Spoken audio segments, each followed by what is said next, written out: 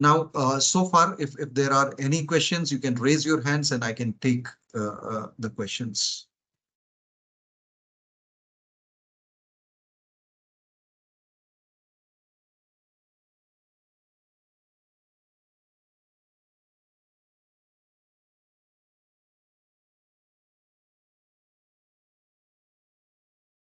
Excuse me, sir. Hello? Just a minute, just a minute. I'll call one by one.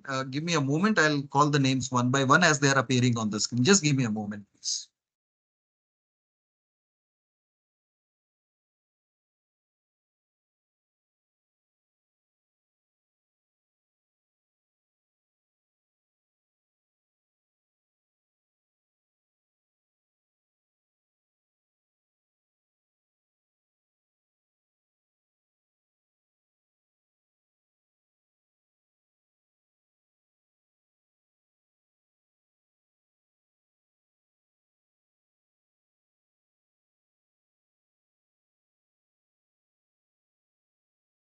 Okay, so the first name is of Sarnendu. Sarnendu, your question? Good morning, sir. Yeah, good morning, Sarnendu. Tell me. I have a question. Those who take franchises, are they also called service sectors? Franchisee in the sense? Franchise in the sense means there are various franchises of Mia More and of cakes. Are they also called service sectors because No, no. they are See, also okay. So, for example, if we talk about the franchisee, like the cake shops, like for example, Monginis, let's take an example, right? Now, Monginis, there are shops that actually sell the cakes, right? But it comes from a central kitchen, right? Where all the cakes are made. So in that case, it will not be considered as a manufacturing unit. However, if there are individual bakeries, right, where they are actually, baking the cake within the shop, that might be they are selling, like for example, in Mumbai, there is, this toasts or khari and all those things. If they are making that, they are manufacturing bread and they are selling, then those will come under, manufacturing.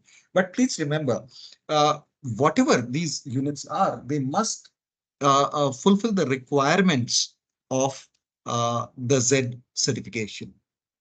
So, sir, Sarmindu, means we have only first phase where we are only doing the manufacture and second phase is service sector. So I am just trying to ask that those who take franchises, are they also called service sectors? Okay, so that's what I tried to explain. So if someone takes franchisee of, let's say, Monginis, right, the example that I gave, or let's say someone takes franchisee of Haldiram, or basically Haldiram is they have come up with restaurants also, right, not the manufacturing plant. So for manufacturing, they don't give a franchisee, right? They are called co-packers. Now, McDonald's or Domino's, if someone takes franchisee, these will come under service sector because they are not basically manufacturing. They are service sector. They are providing service through these products. Understood?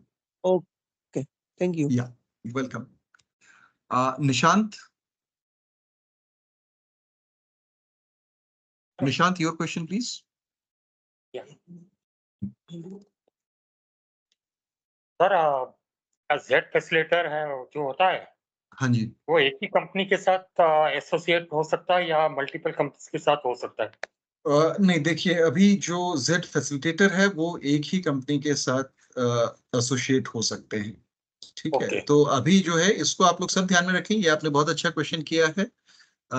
ये आप सबको इसलिए हम इसको ऐसा कर रहे हैं कि आप सब जो हैं वो इसमें कोई कंफ्यूजन ना हो, कोई अननेसेसरी क्लेम्स या कॉन्फ्लिक्ट ना हो। ठीक है, so I think this is, I'll just repeat this in English. Nishant asked a question whether the Z facilitators can associate with multiple organizing partners or they have to work only with one organizing partner. So please remember, each Z resource, Z facilitator can work only with one organizing partner. You cannot associate or work with multiple organizing partners, right? So please remember this. You can only associate with only one organizing partner. One organizing partner. Yes, only one. Right. So now, next one is Rizwan. Rizwan, your question, please. Sir, good morning, sir. Yeah, good morning. Sir मेरा question जो है अभी MSME जो ज्यादातर हम लोग इधर देखते हैं इंडस्ट्रियल एरिया में रहते हैं। हाँ। सो उस इंडस्ट्रियल एरिया में क्या होता है कॉमन टॉयलेट यूरिनर्स जो भी है रन होते हैं। अभी क्या है इंडिविजुअली टॉयलेट नहीं रहते हैं एमएसएमई के लिए। So that time what can I do sir?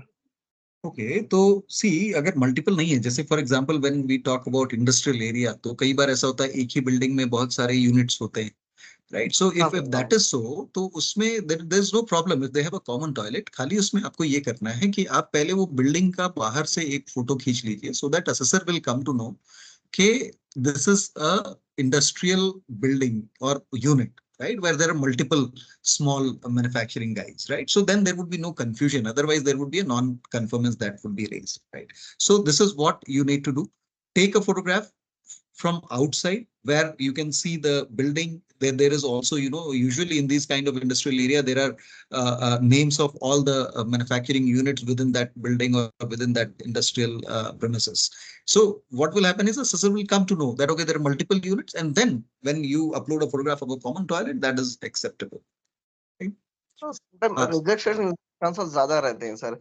Same unit same location में रहते हैं और जो भी टॉयलेट्स हैं सेम लोकेशन में रहते हैं। सो लोकेशन सेम हो जाता है ना सर, इसलिए मैं पूछ रहा हूँ। नहीं, तो इसीलिए आपको बता रहे हैं ना कि अगर आपने फॉर एग्जाम्पल आपने एक बिल्डिंग में 5 यूनिट्स को सर्टिफाई कराया, ठीक है, हाँ सर, लेकिन हर बिल्डिंग का जब आप सर्टिफिकेशन कराएंगे, तो ओके हर यूनिट का तो पहले बाहर उसमें एक बिल्डिंग का फोटो लीजिए जिसमें सबके नेम बोर्ड सबके दिख रहे हैं, बिल्डिंग, उसमें समझ में आएगा कि ये 5 यूनिट इसी बिल्डिंग में है, ठीक है। तो आप एक में आपने बाहर से बिल्डिंग का लिया, फिर उस यूनिट के गेट का एंट्रेंस का आपने लिया जहाँ पे उसका नेम बोर्ड है, उसका फोटो ले लिया। उसके बाद वो टॉयलेट कॉमन रहेगा, जियो टैगिंग कॉमन रहेगा, कोई प्रॉब्लम नहीं है।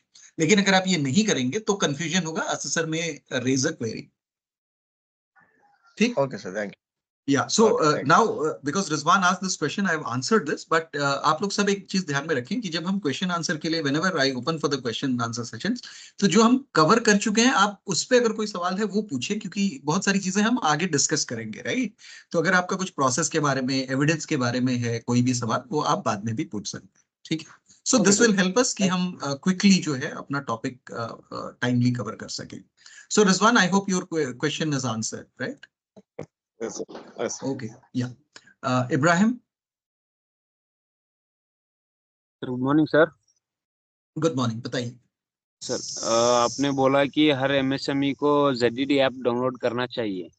हाँ, उसी के फोन में जो प्रोसेस है वो करना चाहिए। तो कुछ एमएसएमई के पास स्मार्टफोन्स वगैरह नहीं रहता है सर ओके उस टाइम पे। ओके। तो देखिए, अगर किसी के पास स्मार्टफोन नहीं है, आज के टाइम में बहुत रेयर है, ठीक है, ये मैं मतलब बहुत ज्यादा रेयर है कि आप अगर 10 के पास जाएंगे तो हो सकता है 10 या 20 में से किसी एक के पास स्मार्टफोन नहीं होगा। आजकल तो आप ये जो मिल्कमैन है, जो आपका न्यूज़पेपर देने आता है, उसके पास स्मार्टफोन है, राइट? सो इट इज मतलब ऑलमोस्ट इम्पॉसिबल है कि किसी के पास नहीं है। लेकिन अगर आपने ऐसा एक्सपीरियंस किया तो एक चीज ध्यान में रखें, आप 100 यूनिट कर रहे हैं, उसमें से किसी एक के पास स्मार्टफोन नहीं है, 2 के पास नहीं, वो समझ में आता है। लेकिन ऐसा नहीं होना है कि 100 में से 20 के पास, 50 के पास स्मार्टफोन नहीं है, ठीक? तो ये चीज ध्यान में रखिए आप।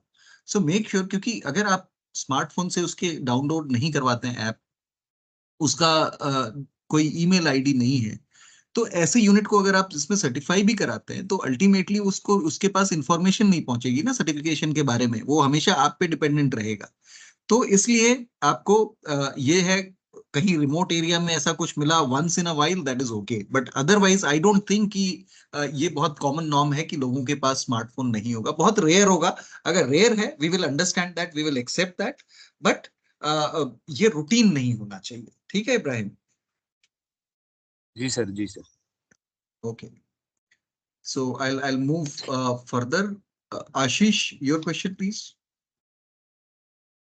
Good morning sir. Yeah, good morning.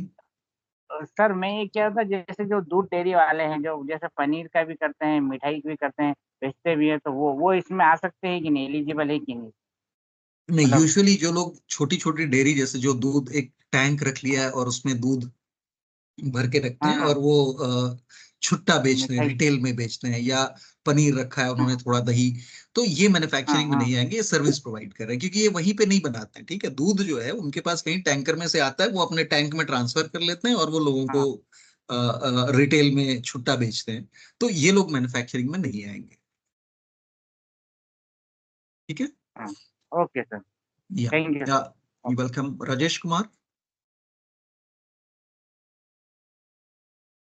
Sir, my question is, who is making bricks? Like bhata, we used to call in Hindi bhata, bricks bhata. They come from the MSMEs, right? Yeah, they do come, but only thing is, see, they may not be able to fulfill the requirements of Z, right? So unless they are into, into a kind of structure or into a facility where they are adding value, right? In terms of proper process, proper systems, fulfilling all the requirements, then only you will take them for Z. Because see, what happens is many a times these guys are into an open field, right? They will have a lot of the soil and all they will use, and they will have a furnace, and that's it. They don't have any other process or system. So in that case, even if you approach them, you will see that they will not have fire extinguishers. They will not have personal protective equipment. Probably they'll not have the toilets, right? So in that case, even if they Sir, register, they will not qualify for they have Z certification. toilet separate office.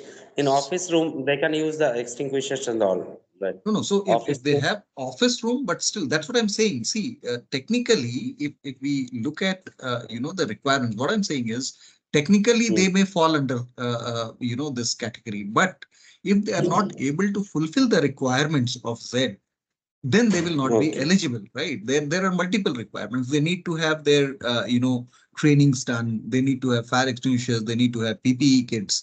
They need to have the delivery records, right? So if they are able to fulfill all these requirements, then probably you can go ahead with them. But otherwise, if you think that they will not be able to fulfill one or two requirements, then ultimately non-conformity will be raised and it will remain open and they'll not be able to close. So what you will end up doing is you'll spend your energy and efforts, but it will not lead to results. Okay. So be careful in doing that. Approach the right guys who can get certified. Certainly, sir. And one more thing, Yeah. the vendors like who all does vegetable business through trains and local trains and all, they comes under MSMEs. No. Vegetables means this comes under agriculture stuff. Okay. So see, for all of you, please remember there's a document called NIC classification, that is National Industrial Classification. Okay. There is a document. Okay. In this, all kind of manufacturing units and service sector units, they are classified. This is a national classification code kind of thing. So you can also, download that document and you can refer to that. But technically, these vegetable vendors will not come under manufacturing. Not only vegetables, I'm calling about fruits like mango. Yeah. They are Even exporting they it will to- not come. They will not come. They will not come. Oh, okay, sir. Thank you, sir. Nothing else. Okay. Pradeep Kumar. Sir good morning. Yeah, good morning. मेरा ये हाँ. जैसे suppose उद्यम registration में एक XYZ company है, उसके दो अलग अलग लोकेशन पे दो प्लांट है।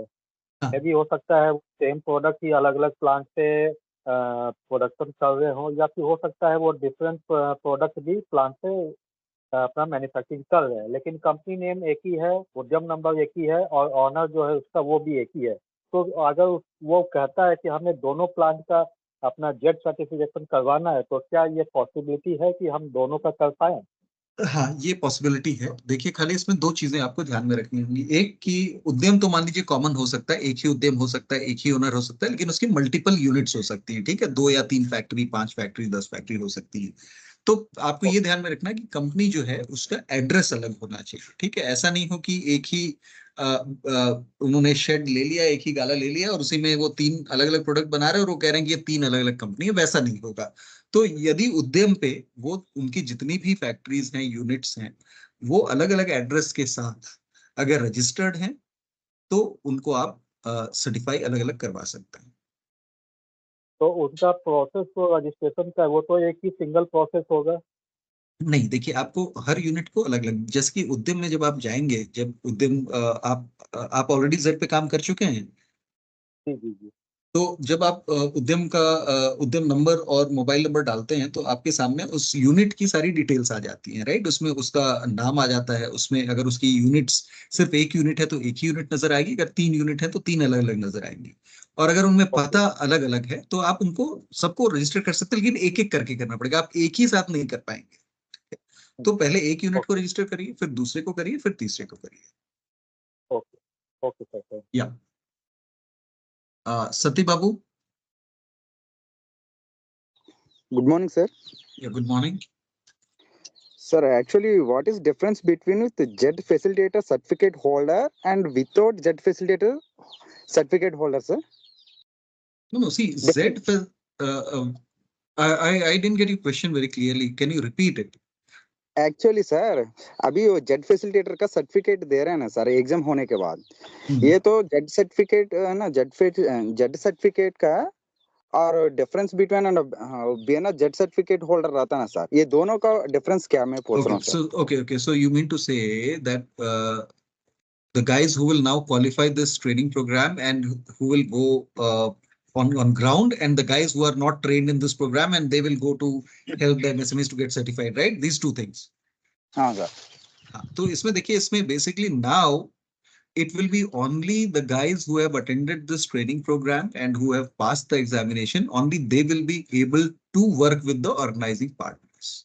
Those who do not attend this training program, those who do not qualify this training program, now onwards, they will not be able to work with organizing partners under this scheme. Okay, so that is the basic difference.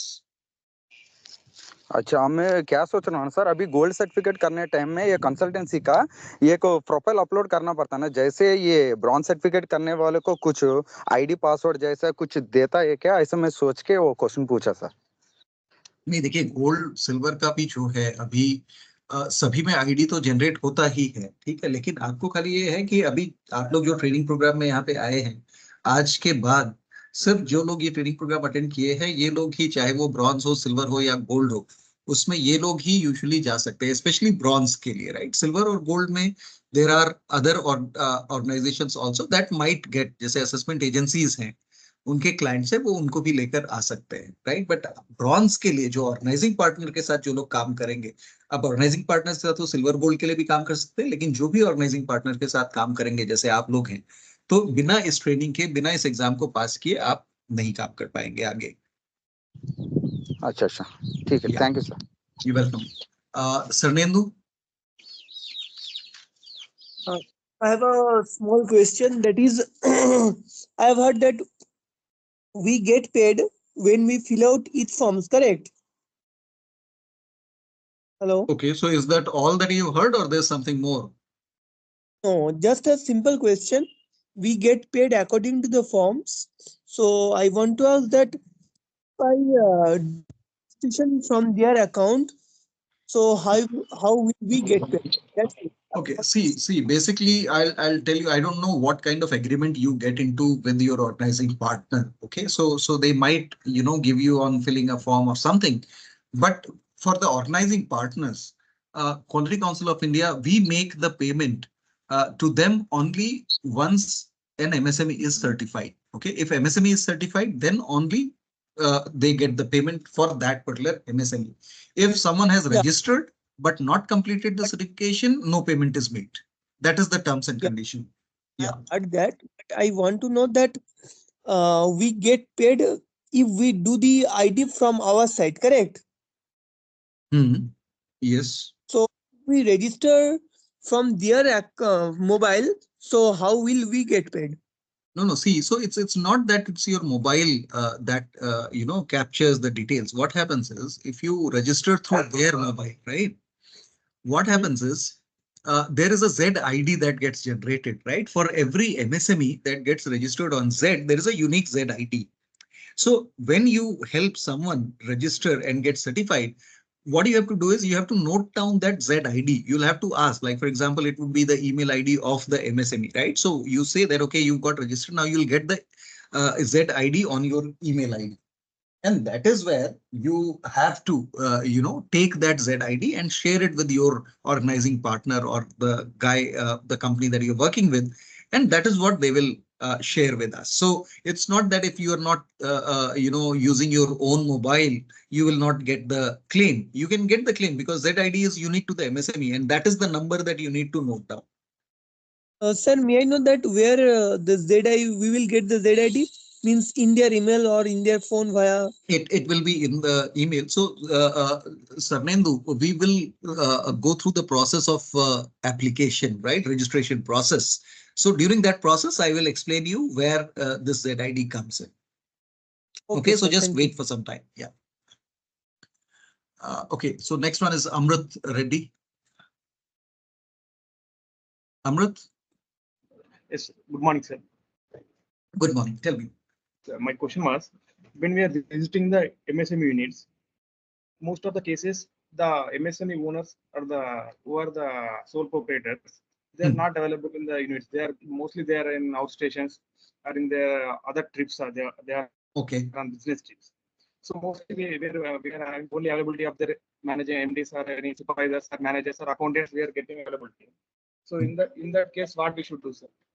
No, see, For the so mail IDs, the photos uploaded. okay, so see, there, what do you do currently? See, there are two things, right?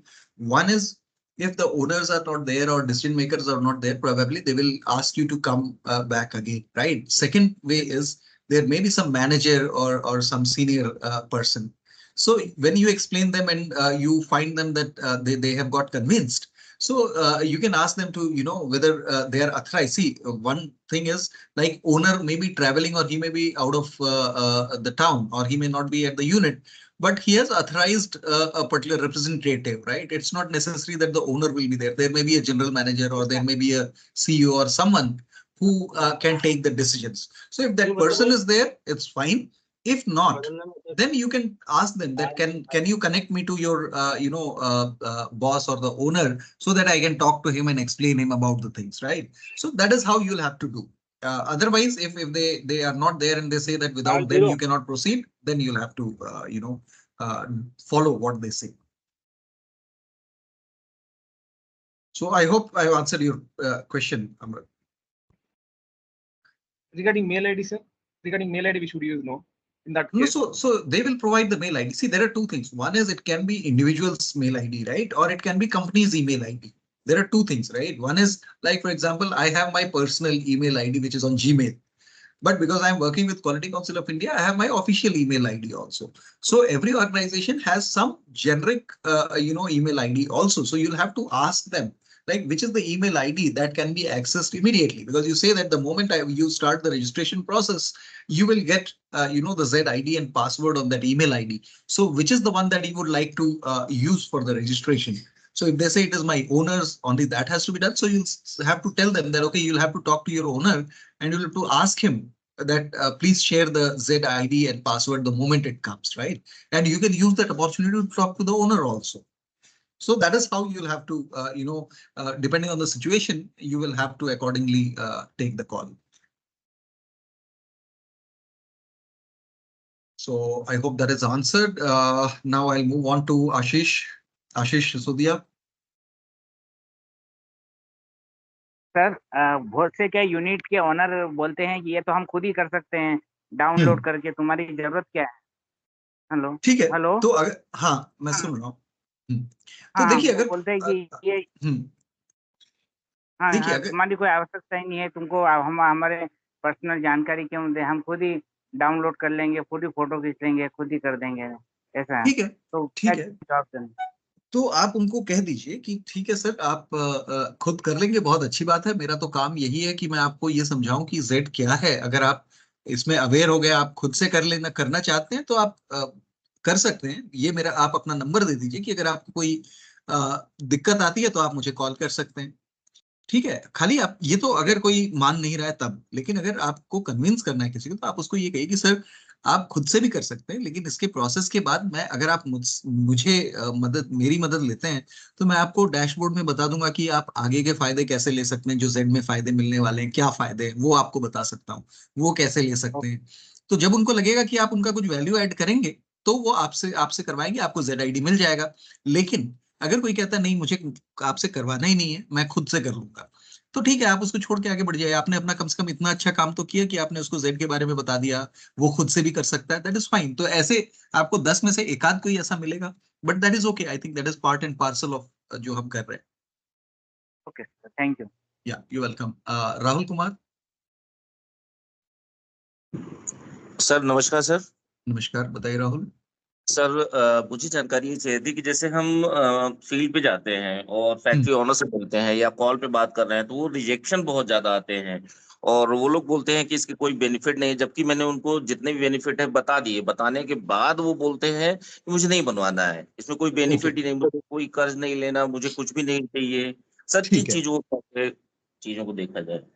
नहीं तो देखिए, ऐसे में फिर आप उनको, अभी मैं आगे चल के थोड़े बेनिफिट्स के बारे में और बताऊंगा, तो कुछ चीजें आप उनको और बता सकते हैं। लेकिन देखिए, आप इसमें एक और चीज कर सकते हैं कि जब आप किसी इंडस्ट्रियल एरिया में जाते हैं, ठीक है, तो आपको तो ये पता है कि जेड के वेबसाइट पे जितने भी जेड सर्टिफाइड MSMEs हैं उनका लिस्ट रहता है ना। तो आप मान लीजिए आप फॉर एग्जाम्पल आप यहाँ पे दिल्ली NCR में मान लीजिए आप गाजियाबाद में गए हैं, और आपको पता है कि गाजियाबाद में ये इंडस्ट्रियल एरिया है, जी। और आप फिर पहले जेड के वेबसाइट पे देख लें, गाजियाबाद आप फिल्टर कर सकते हैं उत्तर प्रदेश स्टेट के हिसाब से, और उसमें देखें कि जिस एरिया में आप जाने वाले हैं वहां पे 5-10 MSMEs हैं सर्टिफाइड ऑलरेडी, वो देख लीजिए आप। और अगर हैं तो आप जब उसके पास जाएंगे, वो कहता है मैं क्यों कराऊं, तो आप उसको ये कह सकते हैं कि देखिए आपके यहाँ पे इसी इंडस्ट्रियल एरिया में कम से कम 20 और यूनिट्स ऐसे हैं जिन्होंने जेड सर्टिफिकेशन लिया है, और अगर फायदा नहीं होता तो नहीं लेंगे। तो जब उनको लगेगा यार मेरे पड़ोसी ने लिया है, इसी इंडस्ट्रियल एरिया में लिया है, उसका नाम आप वेबसाइट पे उनको दिखा देते हैं, तो वो अपने आप एक तरह से कन्विंस हो जाएंगे कि यार अगर लोग ले रहे हैं तो फायदा है। आप उनको ये बताइए लगभग 2 लाख लोग सर्टिफाई हो चुके हैं जेड पे, तो अगर इसका फायदा नहीं होता तो 2 लाख लोग तो नहीं आएंगे ना, 2000-20,000 होते, यहाँ तो 2 लाख के लगभग आ गए। तो जब आप इस तरह से उनको बताएंगे बाकी फायदों के साथ, तो उम्मीद है, चांसेस हैं कि ज्यादा लोग जो हैं वो कन्वर्ट होंगे। 100% तो नहीं जरूरी है कि हो, लेकिन आप इस तरह से अगर उनको समझाने की कोशिश करेंगे तो मेरा पूरा विश्वास है कि वो लोग सर्टिफिकेशन करने के लिए आगे बढ़ेंगे। सर एक क्वेश्चन और था कि जैसे MSME के जो लोन है, जैसे लोन लेने जाते हैं, कई लोगों से मैंने पूछा, बात करी, वो कहते हैं ऑफिस में जाइए, MSME जैसे कानपुर है या फतेहपुर है, या कहीं MSME जिलेवार जो है MSME जो भी सेंटर है, तो वहां पर लोन लेने जाइए तो वहां लोन मिलता नहीं है, और आप लोग बोलते हैं कि लोन मिल रहा है, तो इसके लिए हम क्या करें सर? देखिए, इसमें फर्क है राहुल, आपको ये चीज ध्यान में रखना है कि जेड की वजह से किसी को लोन मिलेगा ऐसा नहीं है, ठीक है। लोन लेने के लिए उसकी बेसिक एलिजिबिलिटी तो होनी चाहिए, ठीक है। अगर किसी ने मान लीजिए पहले से ही डिफॉल्ट किया है तो चांसेस उसको ऑब्वियसली लोन नहीं मिलेगा।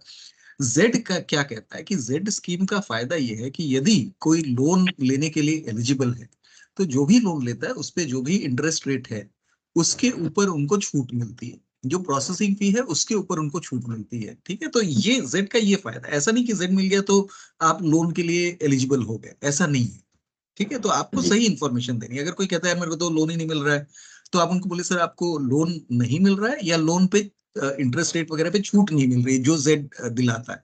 तो अगर कहता है नहीं मेरे को छूट नहीं मिल रही है, तो फिर आप कह सकते हैं कौन सा बैंक है, कौन सा ब्रांच है, और वो हमसे शेयर करिए। हम फिर उस पे अगर वहां पे मान लीजिए उनको नहीं पता है तो वो हम उसको आगे लेकर जाएंगे। लेकिन अगर उसको लोन ही नहीं मिल रहा है, तो बेसिकली किसी को भी लोन लेने के लिए मिनिमम एलिजिबिलिटी तो चाहिए ही चाहिए कि उसका इतना टर्नओवर होना चाहिए, ये चीजें होनी चाहिए। अगर वो नहीं है तो उसमें जेड मदद नहीं करता है। जेड मदद करता है आप एलिजिबल हो, उसके बाद आपको लोन पे कंसेशन मिल जाएगा, इंटरेस्ट रेट पे और प्रोसेसिंग फी पे, ठीक है। तो ये आप करेक्शन करेंगे तो उनको समझ में आ जाएगा। जी सर एक क्वेश्चन और था, जैसे हम फैक्ट्री ओनर के मोबाइल से ही सर्टिफिकेशन को करेंगे, करने के बाद हमने सर्टिफिकेशन कंप्लीट कर दिया, अब दोबारा जब जाएंगे, सपोज दैट थोड़ी देर के लिए कि NC आ जाती है उसमें किसी भी पार्ट में, तो फिर दोबारा ओनर देते नहीं या देंगे, कौन सी सिचुएशन बनेगी सर?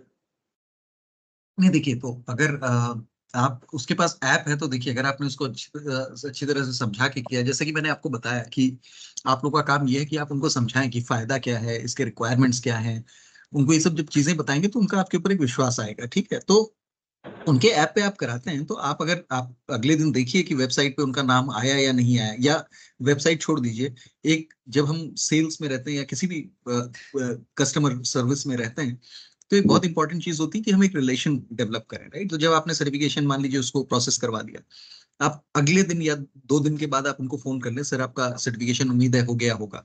उसके पहले आप वेबसाइट पे देख लें कि उनका नाम है या नहीं, क्योंकि नाम तो आपके पास होगा ही होगा। अगर हो गया है तो भी आप कॉल करिए कि सर आपका सर्टिफिकेशन हो गया, उम्मीद है सर्टिफिकेट आपको मिल गया, आपने डाउनलोड कर लिया है। अगर नहीं आया है तो आप उनसे पूछिए कि सर आपका मैंने चेक किया है और आपका सर्टिफिकेशन अभी नहीं आया है, तो आपको कोई उसका मेल वगैरह आया है? क्योंकि कई बार उनको ये नहीं पता होता कि मेल पे आया है या डैशबोर्ड में देखना है, क्या करना है। तो जब आप उनसे इस तरह से पूछेंगे और उनको लगेगा कि आप उनके फायदे के लिए तत्पर हैं, तो वो आपसे कोऑपरेट करेंगे। ठीक है, कुछ एक केसेस ऐसे होंगे जो मे भी नहीं करेंगे cooperate, but majority of the cases जब आप इस तरह से उनसे बात करेंगे, आप उनके साथ जब पहली बार मिलेंगे, आपको पहली बार मिलते हैं तो ऐसा इंप्रेशन बनाना है कि हाँ वो बंदा आपके ऊपर ट्रस्ट कर सके, और ट्रस्ट करेगा तो फिर मुझे नहीं लगता है कि ये सब दिक्कतें बाद में आएंगी। जब उसको लगेगा कि आप जेन्युइनली उनके फायदे के लिए कर रहे हो, क्योंकि ना तो आपको उनसे कोई पैसे लेने हैं, ना आपको कोई उनसे पैसे मिल रहे हैं। आप वहां जा रहे हैं उनको ये बताने की जेड आप सर्टिफिकेशन लीजिए और इससे आपको इतने लाख का फायदा सरकार की तरफ से मिल रहा है, तो आप तो उन्हीं के फायदे के लिए जा रहे हैं ना। तो एक बार अगर आप विश्वास उसका पा लेते हैं तो मुझे नहीं लगता ये दिक्कतें आएंगी। जी, thank you so much sir. Welcome Rahul. Ashish Kashyap.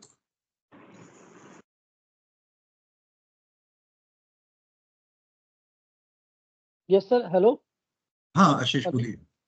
Yes good afternoon sir. Good afternoon, बताइए आशीष।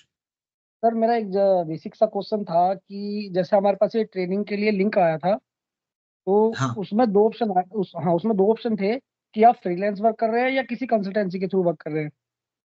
तो मैं सर लास्ट 1 ईयर से जेड का वर्क कर रहा हूँ फील्ड में, ओके बट मेरे से अनफॉर्चुनेटली मेरे से उसमें फ्रीलांस सबमिट हो गया। ओके। इस इसमें कुछ मेरे को मिल सकता है हेल्प वगैरह?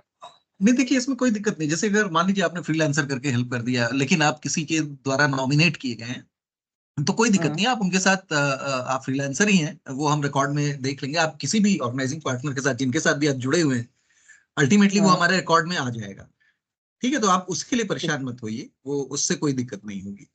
एक्चुअली मेरी जब मैंने सबमिट किया तो मेरी जहाँ से मैं जिस कंसल्टेंसी से मैं वर्क कर रहा हूँ, उन्होंने मेरे को कहा है कि अगर आपने फ्रीलांस सबमिट कर दिया है तो आप सीधे डायरेक्ट सर्वेयर के रूप में काम करेंगे, हमारे साथ वर्क करने में प्रॉब्लम होगी आपको। नहीं नहीं नहीं, ऐसा कुछ नहीं। देखिए, अगर कोई फ्रीलांसर भी आता है तो ऐसा नहीं है कि वो इंडिविजुअली काम कर सकता है।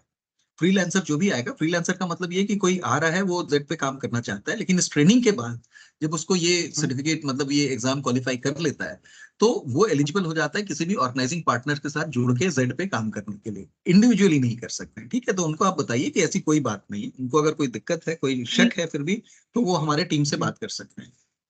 क्योंकि सर मैं लास्ट 1 ईयर में कम से कम 1500 सर्टिफिकेशन कर चुका हूँ लगभग। That's very good. तो आप बिल्कुल परेशान मत होइए, उनको बता दीजिए। अगर उनको फिर भी लगता है तो वो जेड टीम के साथ बात कर सकते हैं। आलोक जी हैं, उनसे बात कर सकते हैं, या हमारे और भी नंबर्स हैं उनके पास, हमारे स्पॉक का नंबर तो होगा ही अगर वो हमारे साथ जुड़े हुए हैं, तो वो बात कर लें, उनको हम क्लैरिफाई कर देंगे।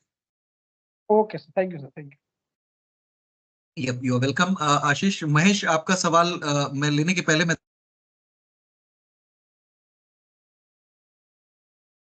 महेश, आपका सवाल लेने के पहले मैं 1 मिनट का समय चाहता हूँ। I just take a call, फिर मैं आपसे सवाल लेता हूँ।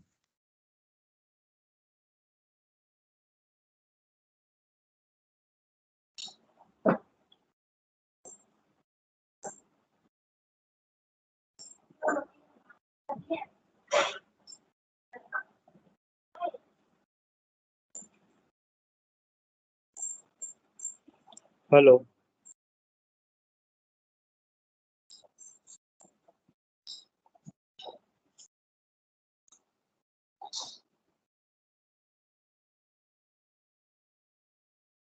यस महेश, बताइए।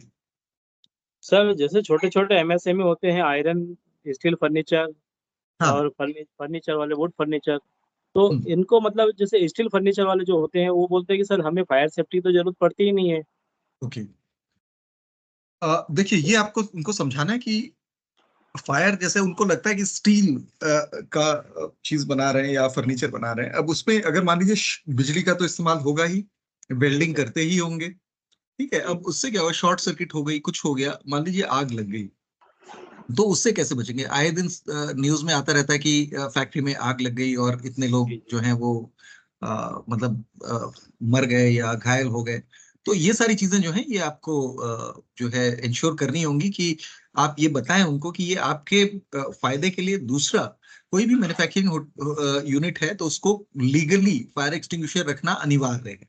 तो आप उसको बताइए कि सर ये फायर डिपार्टमेंट की रिक्वायरमेंट है, तो अगर आप नहीं लगाते हैं, कल को इंस्पेक्शन होता है तो अननेसेसरी फाइन होगा या और कुछ चीजें होंगी, तो बेहतर है कि आप जो है फायर एक्सटिंग्विशर लगा लें। ऐसा नहीं कि आवश्यकता नहीं है, देखिए आजकल तो कार में भी फायर एक्सटिंग्विशर लोग लेके चलते हैं, घरों में लोग रखने लगे हैं, राइट। तो ऐसा नहीं कि उसकी आवश्यकता नहीं है, वो इंश्योरेंस की तरह है कि ठीक है आप प्रीमियम भर रहे हैं, लेकिन अगर बाई चांस कभी कुछ हुआ तो उसका आपको फायदा होगा। तो बेसिकली दुर्घटना आपका इंफ्रास्ट्रक्चर बचाएगा, स्टील भी भीषण आग लगी पिघल जाएगा सारा का सारा, उनका मटेरियल जो भी है। तो और सबसे इंपॉर्टेंट, लोगों के जान माल, कोई लेबर है, कोई बेचारा गरीब आदमी काम कर रहा है, उसको चोट लग गई, जल गया, कुछ हो गया, तो वो नहीं होना चाहिए, ठीक है। तो ये legally it is a requirement and therefore they need to have it. Okay sir. Kempanna, आपका वीडियो स्विच ऑन है, इसको कृपया अपना वीडियो ऑफ कर लीजिए आप। Kempanna, if you can hear me, please switch off your video.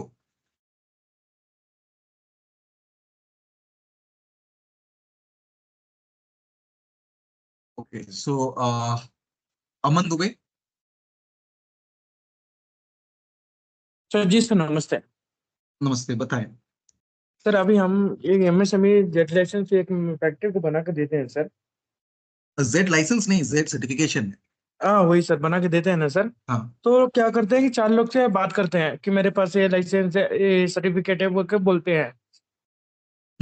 वो 4 लोग से बात करने के बाद फिर हम लोग को फोन करते हैं वो लोग, किससे हम लोग को प्रॉब्लम होगा आगे हमारे बिजनेस में। अभी बेंगलोर में क्या हुआ कि 33% टैक्स कुछ देना पड़ रहा है ना सर। तो लोग क्या करते हैं कि मुझे कैंसिल करके दीजिए लाइसेंस करके बोलते हैं, मुझे सर्टिफिकेट नहीं चाहिए, मुझे कैंसिल करके दीजिए।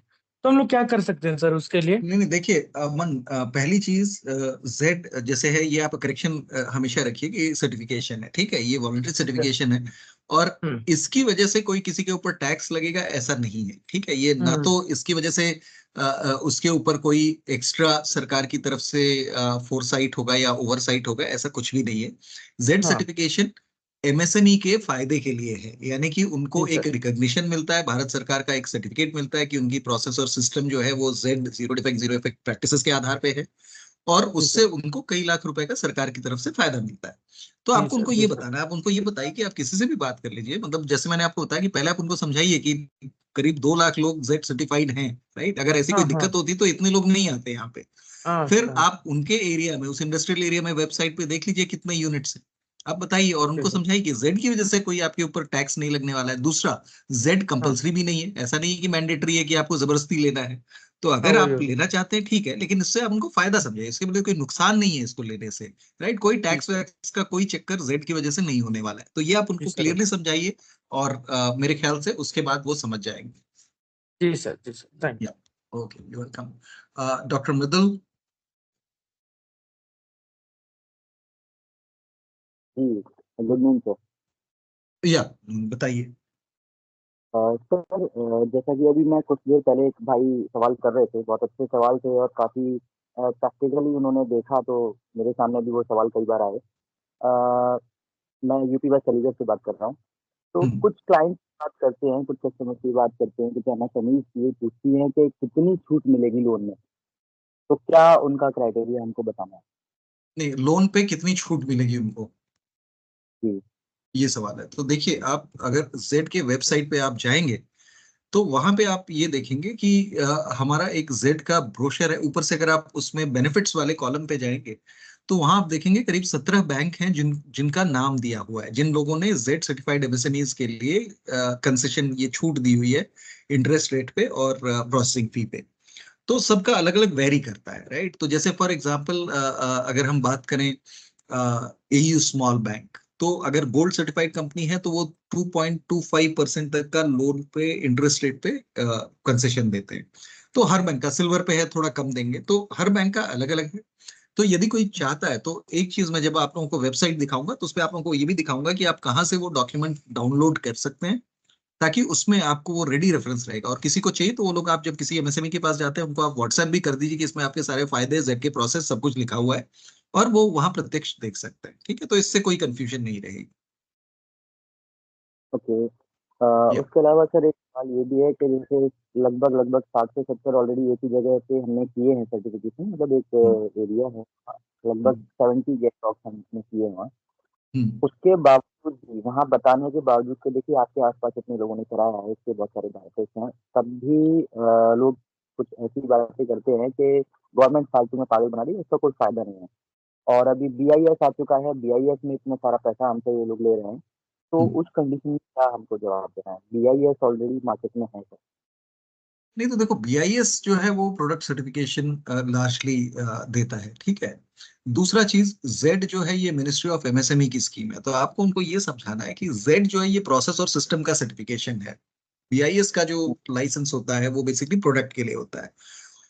दूसरी चीज आपको ये बताना है, जेड वॉलंटरी है, और अगर आप लेना चाहते हैं अपनी स्वेच्छा से लीजिए। अगर आपको लग रहा है, देखिए कोई कुछ लोग हैं जो अगेंस्ट में रहेंगे कि मुझे करना ही नहीं है, तो आपको पहली चीज as a resource, as a facilitator ये समझ में आना चाहिए कि कौन सा बंदा जो है वो बिल्कुल आपकी बात मानने को तैयार ही नहीं है, एकदम कंप्लीटली उसके समझ के बाहर है, ठीक है। तो ऐसे में आपको ज्यादा वहां समय वेस्ट नहीं करना है। दूसरी चीज, आप उनको समझाइए, आप उनको जेड का वेबसाइट दिखाइए, जेड के वेबसाइट पे आप उनको दिखाइए कि कितने लोग लिस्टेड हैं ऑलरेडी जो सर्टिफाइड है। जेड के वेबसाइट पे आप उनको दिखाइए कि इसमें सरकार, अगर उनके पास माने जो कहता है BIS है मार्केट में, BIS जो है वो भी सरकार का ही एक हिस्सा है। आप उनको बताइए कि ठीक है, आपके पास BIS का लाइसेंस है क्या, आपके पास BIS का कोई आप प्रोडक्ट सर्टिफिकेशन है, या आप खुद कोई लैब से टेस्ट करा रहे हैं, NABL एक्रेडिटेड लैब से अपना प्रोडक्ट टेस्ट करा रहे हैं। अगर इनमें से किसी के लिए भी हाँ बोलता है तो आप कहिए कि जेड सर्टिफिकेट आप ब्रॉन्ज फ्री में लेंगे, लेकिन आपके पास अगर BIS का कोई लाइसेंस है, कोई प्रोडक्ट सर्टिफिकेशन है, या आप लैब से टेस्ट करा रहे हैं, तो जो भी आपने खर्च किया है उसको 50,000 रुपए तक आपका जेड सर्टिफिकेशन के बाद आपको मिल जाएगा, 7 से 10 दिन के अंदर अंदर। तो तब उसको समझ में आएगा कि अच्छा, मतलब मैं बिना पैसे खर्च किए ब्रॉड सर्टिफिकेशन ले रहा हूँ, लेकिन मुझे 50,000 रुपए तक का फायदा तुरंत हो सकता है। तो आप इस तरह की चीजें उनको समझाएं। दूसरा चीज, जब आप अभी मैं बेनिफिट्स के बारे में आगे बताऊंगा, आप लोग उसको भी एक जब किसी कंपनी में आप लोग जाते हैं तो वहां देखें कि उनके पास किस तरह के सर्टिफिकेट्स हैं, क्या BIS का उनके पास लाइसेंस है।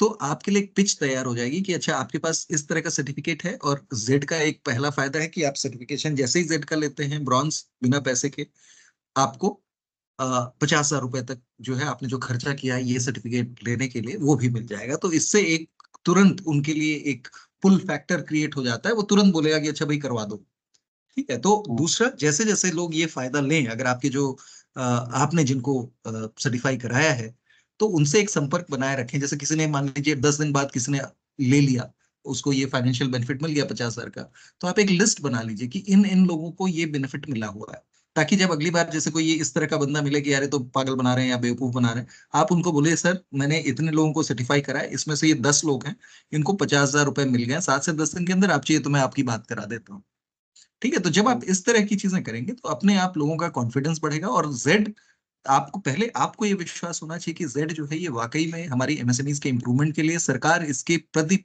प्रतिबद्ध है कि हमारी MSME जीरो डिफेक्ट के मार्ग पे बढ़े और चैंपियंस बने। तो एक बार ये जो आप खुद आत्मविश्वास है आपका, आत्मविश्वास के साथ आप बात करेंगे, एविडेंस के साथ आप बात करेंगे, तो कोई भी जो है वो जरूर मानेगा। फिर भी एक आध दो केसेस तो जरूर ऐसे होंगे जो बिल्कुल आप कुछ भी कर लें वो नहीं मानेंगे, बट दैट इज ओके आपके। लेकिन अगर आपका सक्सेस रेशियो बढ़ता है इससे, तो व्हाई नॉट। जी।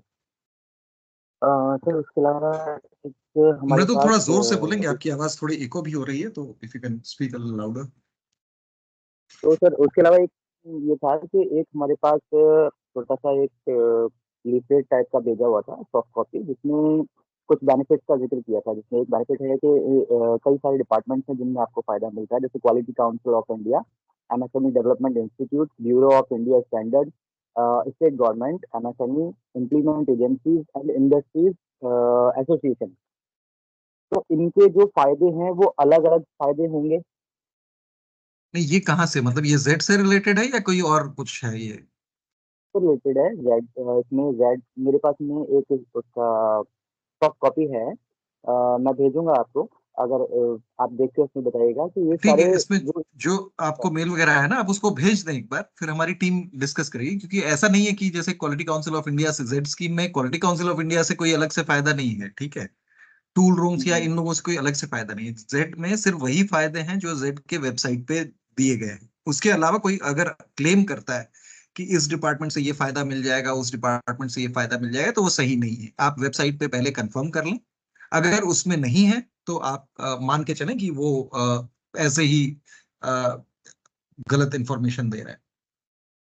ओके, लेकिन उसके ऊपर सर जेड का टैग लगा हुआ है जिसमें ये बता रहे हैं कि अगर आप जेड का सर्टिफिकेशन करा लेते हैं तो इन सारे डिपार्टमेंट्स में आपको नहीं बेनिफिट देखिए, मिलेगा। आप टैग तो कोई भी लगा लेगा, वो एक गलत इंफॉर्मेशन फैला रहे हैं इस तरह के। तो आपके पास अगर इस तरह की कोई भी जानकारी आती, बिकॉज आप लोग जेड पे काम कर रहे हैं, तो आप लोग इस नेशनल इंपॉर्टेंस वाली स्कीम पे काम कर रहे हैं, आप इससे जुड़े हुए हैं, तो अगर आपको कोई भी ऐसी इंफॉर्मेशन मिलती है जो आपको लगती है कि गलत है या डाउटफुल है, वो जरूर हमारे साथ शेयर करें ताकि हम उस पे एक्शन ले सकें, बाकी लोगों को अलर्ट कर सकें।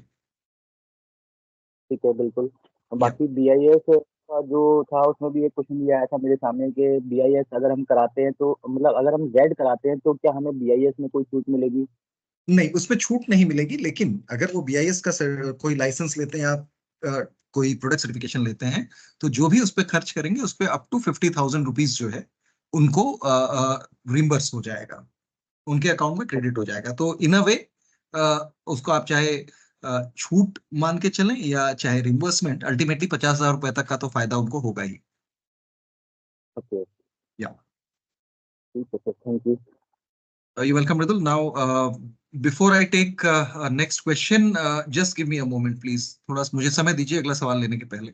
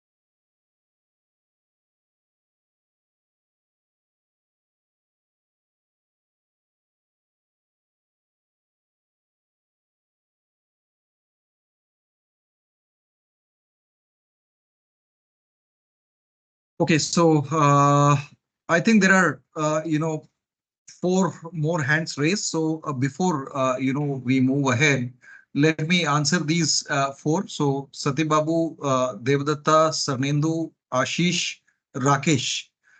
अगर आप में से किसी का सवाल जो हैंड रेज्ड है वो पहले वाला ही है, तो आप अपना हैंड नीचे कर लीजिए, लोअर कर लीजिए। बट अपार्ट फ्रॉम दीज 4, मैं और कोई सवाल अभी नहीं लूंगा, right? So let me take these questions. Sati Babu, is this your new question? Yes sir, actually sir हमारा दोस्त को 5 तारीख को एग्जाम हुआ सर, 8 तारीख को सर्टिफिकेट मिला सर। हाँ मिला है, तो अभी काम चालू कर सकते सर अभी? देखिए, हम ऑर्गेनाइजिंग पार्टनर्स को इंस्ट्रक्शन भेजेंगे, उसके बाद काम चालू कर सकते हैं, ठीक है? तो आपके जो कंपनी है जिसके साथ आप जुड़े हुए हैं ऑर्गेनाइजिंग पार्टनर के साथ, वो हाँ। आपको बता देंगे कि कब से आपको शुरू करना है। अच्छा अच्छा, थैंक यू, वही है sir. Okay, Devdatta.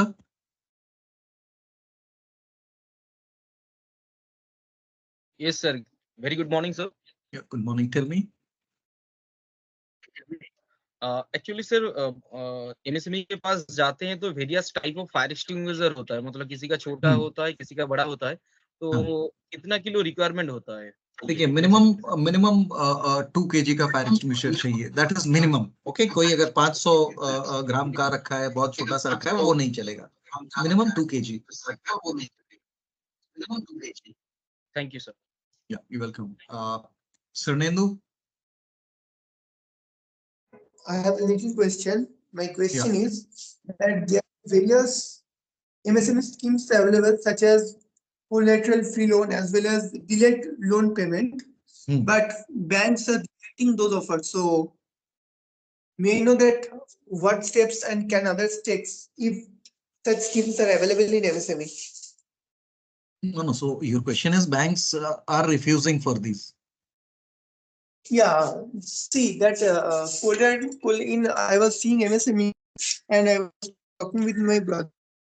that he told that there are various schemes like delayed loan payment as well as collateral free loan.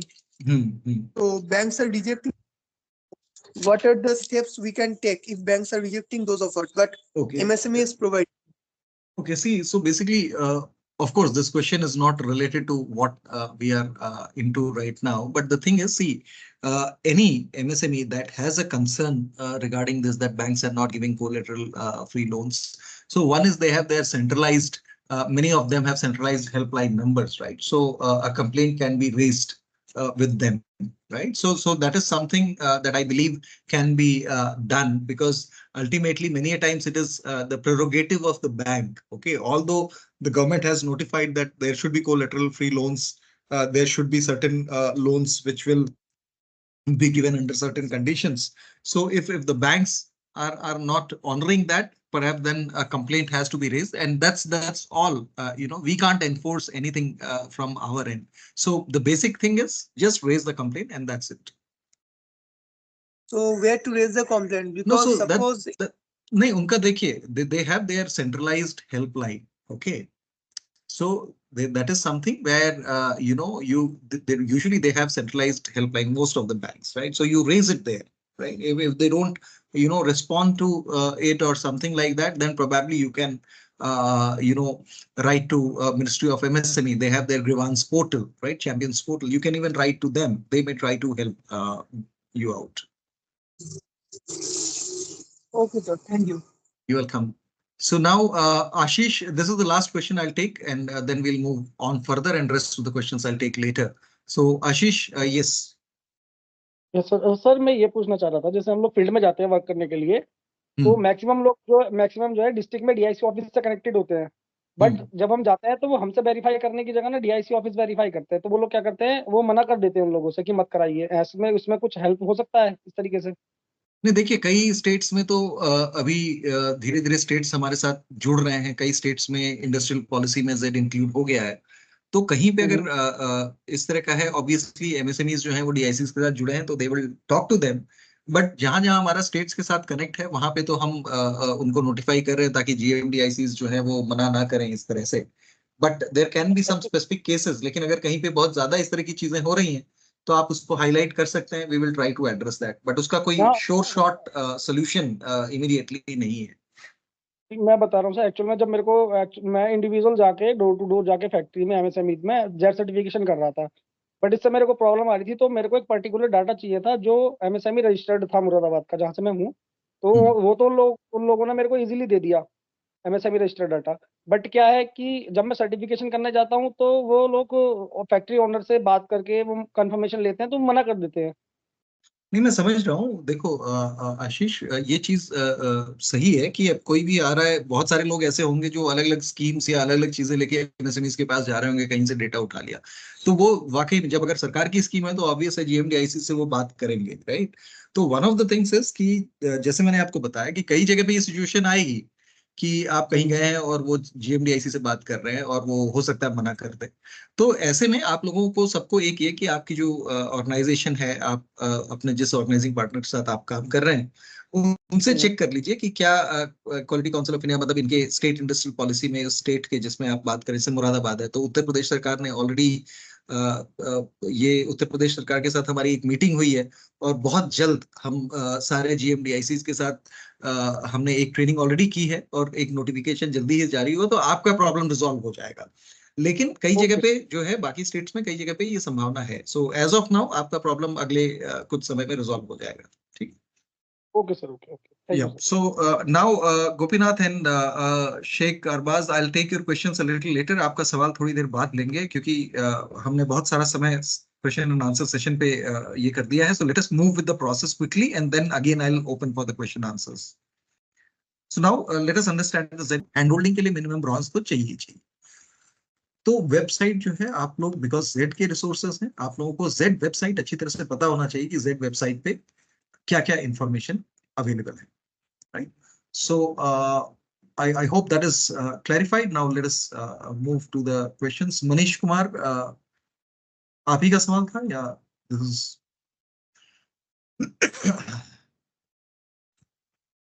Hello, हाँ मनीष पूछिए.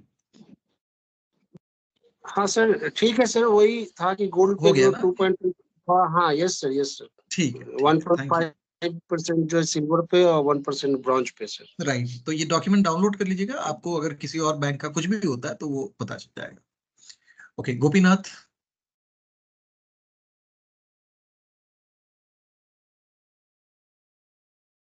Okay, so I move ahead to Sheikh Arbaz.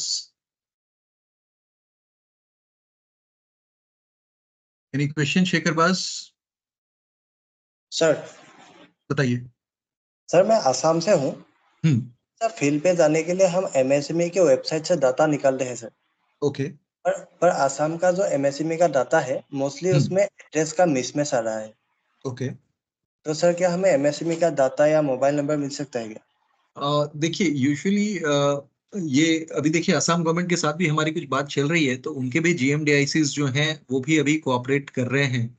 तो जैसे अगर हमें कुछ data मिलता है या कुछ मिलेगा तो वो हम कोशिश करेंगे कि अगर वो शेयर कर सकते हैं, या डेटा मिलने के अलावा दूसरा चीज ये करते हैं हम, डेटा तो सेकेंडरी है, वो हम डायरेक्टली दूसरे से नहीं करते, बट हम ऑर्गेनाइजिंग पार्टनर्स को गवर्नमेंट के साथ डीआईसीज के साथ कनेक्ट कर देते हैं। तो वो कनेक्ट हो जाएगा तो आपका प्रोबेबली ये इंफॉर्मेशन जो है जो आपको दिक्कत हो रही है उसमें वो रिजॉल्व हो जाएगा।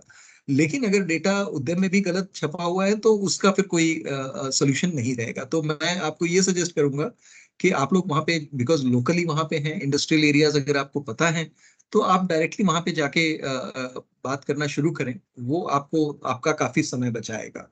ठीक, लेकिन जहाँ डेटा हमारे पास संभावना होगी we will try to share. अगर हमको कोई मिलता है डेटा कि आप इनका सर्टिफिकेशन करवा दीजिए तो वो हम कोशिश करते हैं कि हमारे पार्टनर्स के साथ हम शेयर कर लें। Okay sir. वंश। Good afternoon, sir. Yeah, good afternoon. Tell me. Sir, you explained the benefits. There are some benefits that my company provided under the pamphlets they are providing to me and other field executive. They claim that 25 lakh grant on adopting technology from National Institute. From? National Institute, sir. Well, that is not listed on the Z website. So anyone who provides any pamphlet or any such information and making claims, what you have to do is you have to simply go to the Z website and you see whether that is listed, because the brochure I just shared with you, that is available on the website. It has also got all the all such incentives that come from the state governments as well, right? So just verify it with the website and accordingly take your call. But if you think that they are claiming something which is not on the website and which is not true, make sure that you are reporting it to your organizing partner, the company with whom you are associated, and they will communicate it to us and we will take appropriate measures. But sir, I already cross-checked that benefits, and there are many more benefits they are claimed. That they say get 25 lakh for pollution control and 20 lakh refunded on freight charges for 5 years. No. I think that is something which they are trying to, put up incorrectly. So just share the information with us and we will, along with the details who's claiming all this, and we will take appropriate measures. Okay. No issues. Yeah. Thank you, sir. Thank you. Okay, you're welcome. Bye. Thank you. Pranab Jyoti. Ji sir. हाँ नमस्ते sir. नमस्ते, बताइए। अगर sir कोई industry बहुत दिनों से बंद हो गया और वो रीप्लान कर रहा है, अगर एमएसएमई एप्लीकेबल तो एप्लीकेबल हो जाएगा वो? नहीं, देखिए अगर वो फिर से शुरू कर रहा है, लेकिन अगर उसके प्रोसेसेस और सिस्टम्स प्रोडक्शन चालू नहीं है तब नहीं हो पाएगा, लेकिन अगर प्रोडक्शन सिस्टम सब चालू है तब वो कर सकता है। अच्छा, और वो फेज 1 में जो लगभग पोल्ट्री है, फिशरी से जैसे बॉयलर फार्मिंग है, वो फेज 1 में आएगा, फेज 2 पे? नहीं, वो सारा फेज 1 में नहीं आएगा। अभी फेज 2 में भी वो नहीं आएगा क्योंकि वो एग्रीकल्चरल और एनिमल इसमें आता है। तो पोल्ट्री, फिशरीज ये सब इसमें इंक्लूडेड नहीं है, तो उसको आप रजिस्टर मत करिए। और अंडे का जो इंडस्ट्री है वो भी नहीं आएगा शायद? वो नहीं, भी देखिए तो अंडे का मतलब वही है ना, पोल्ट्री में जो एग्स होते हैं उसी को वो लोग करते हैं, राइट? कोई अलग से प्रोसेसिंग नहीं होती है, तो दैट इज व्हाई वो नहीं आएगा सर मैन्युफैक्चरिंग में।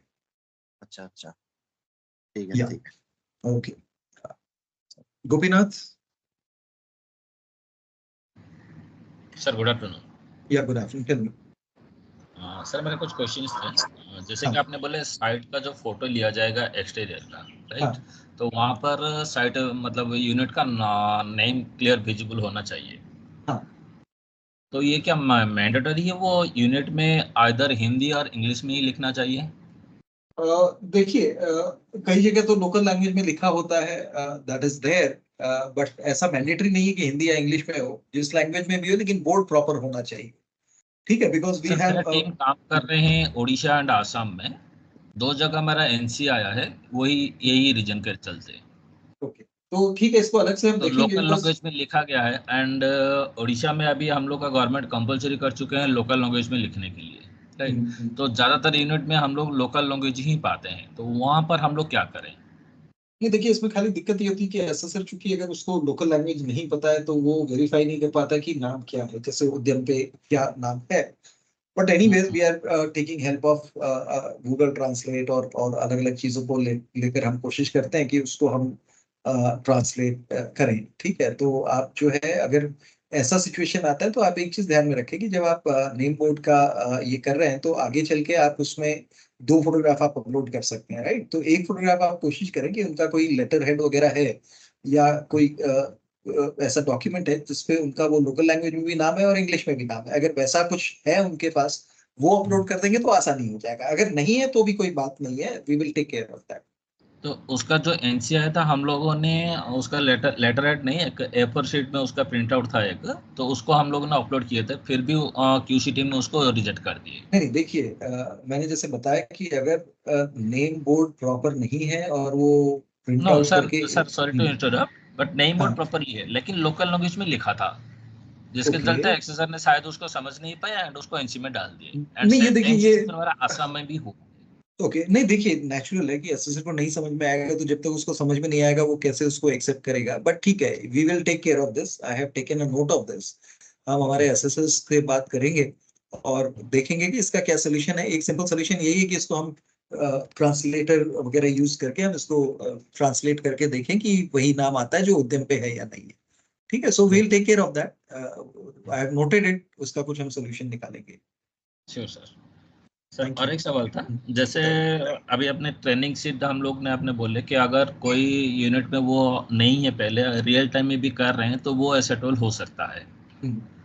लेकिन आसाम में मेरा एक टीम ने किए थे जो आरबाज किया था वहाँ पर, तो वहाँ पर रियल टाइम के चलते एक्सेसर ने उसको रिजेक्ट कर दिए थे कि real time training seat not एसेटेबल।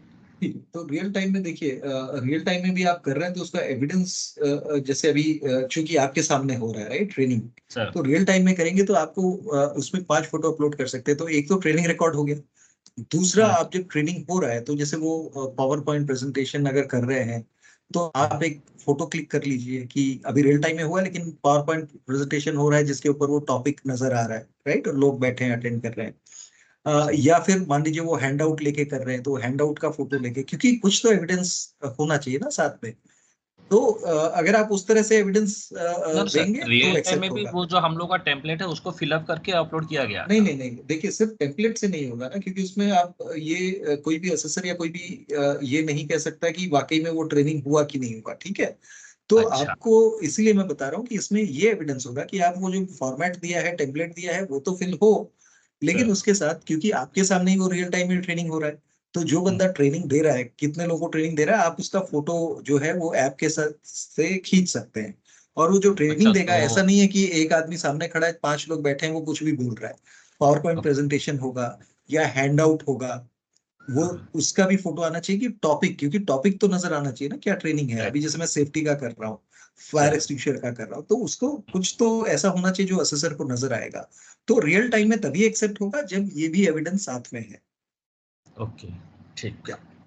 और एक सर था सर, जो फायर एक्सटिंग्विशर के ऊपर आपने बोले कि मिनिमम 2 किलो का कैपेसिटी का सिलेंडर होना चाहिए, लेकिन बहुत सारा मेरा एनसी ऐसा हुआ है कि वहाँ पर रीजन दिया कि मिनिमम 4 किलो का होना चाहिए।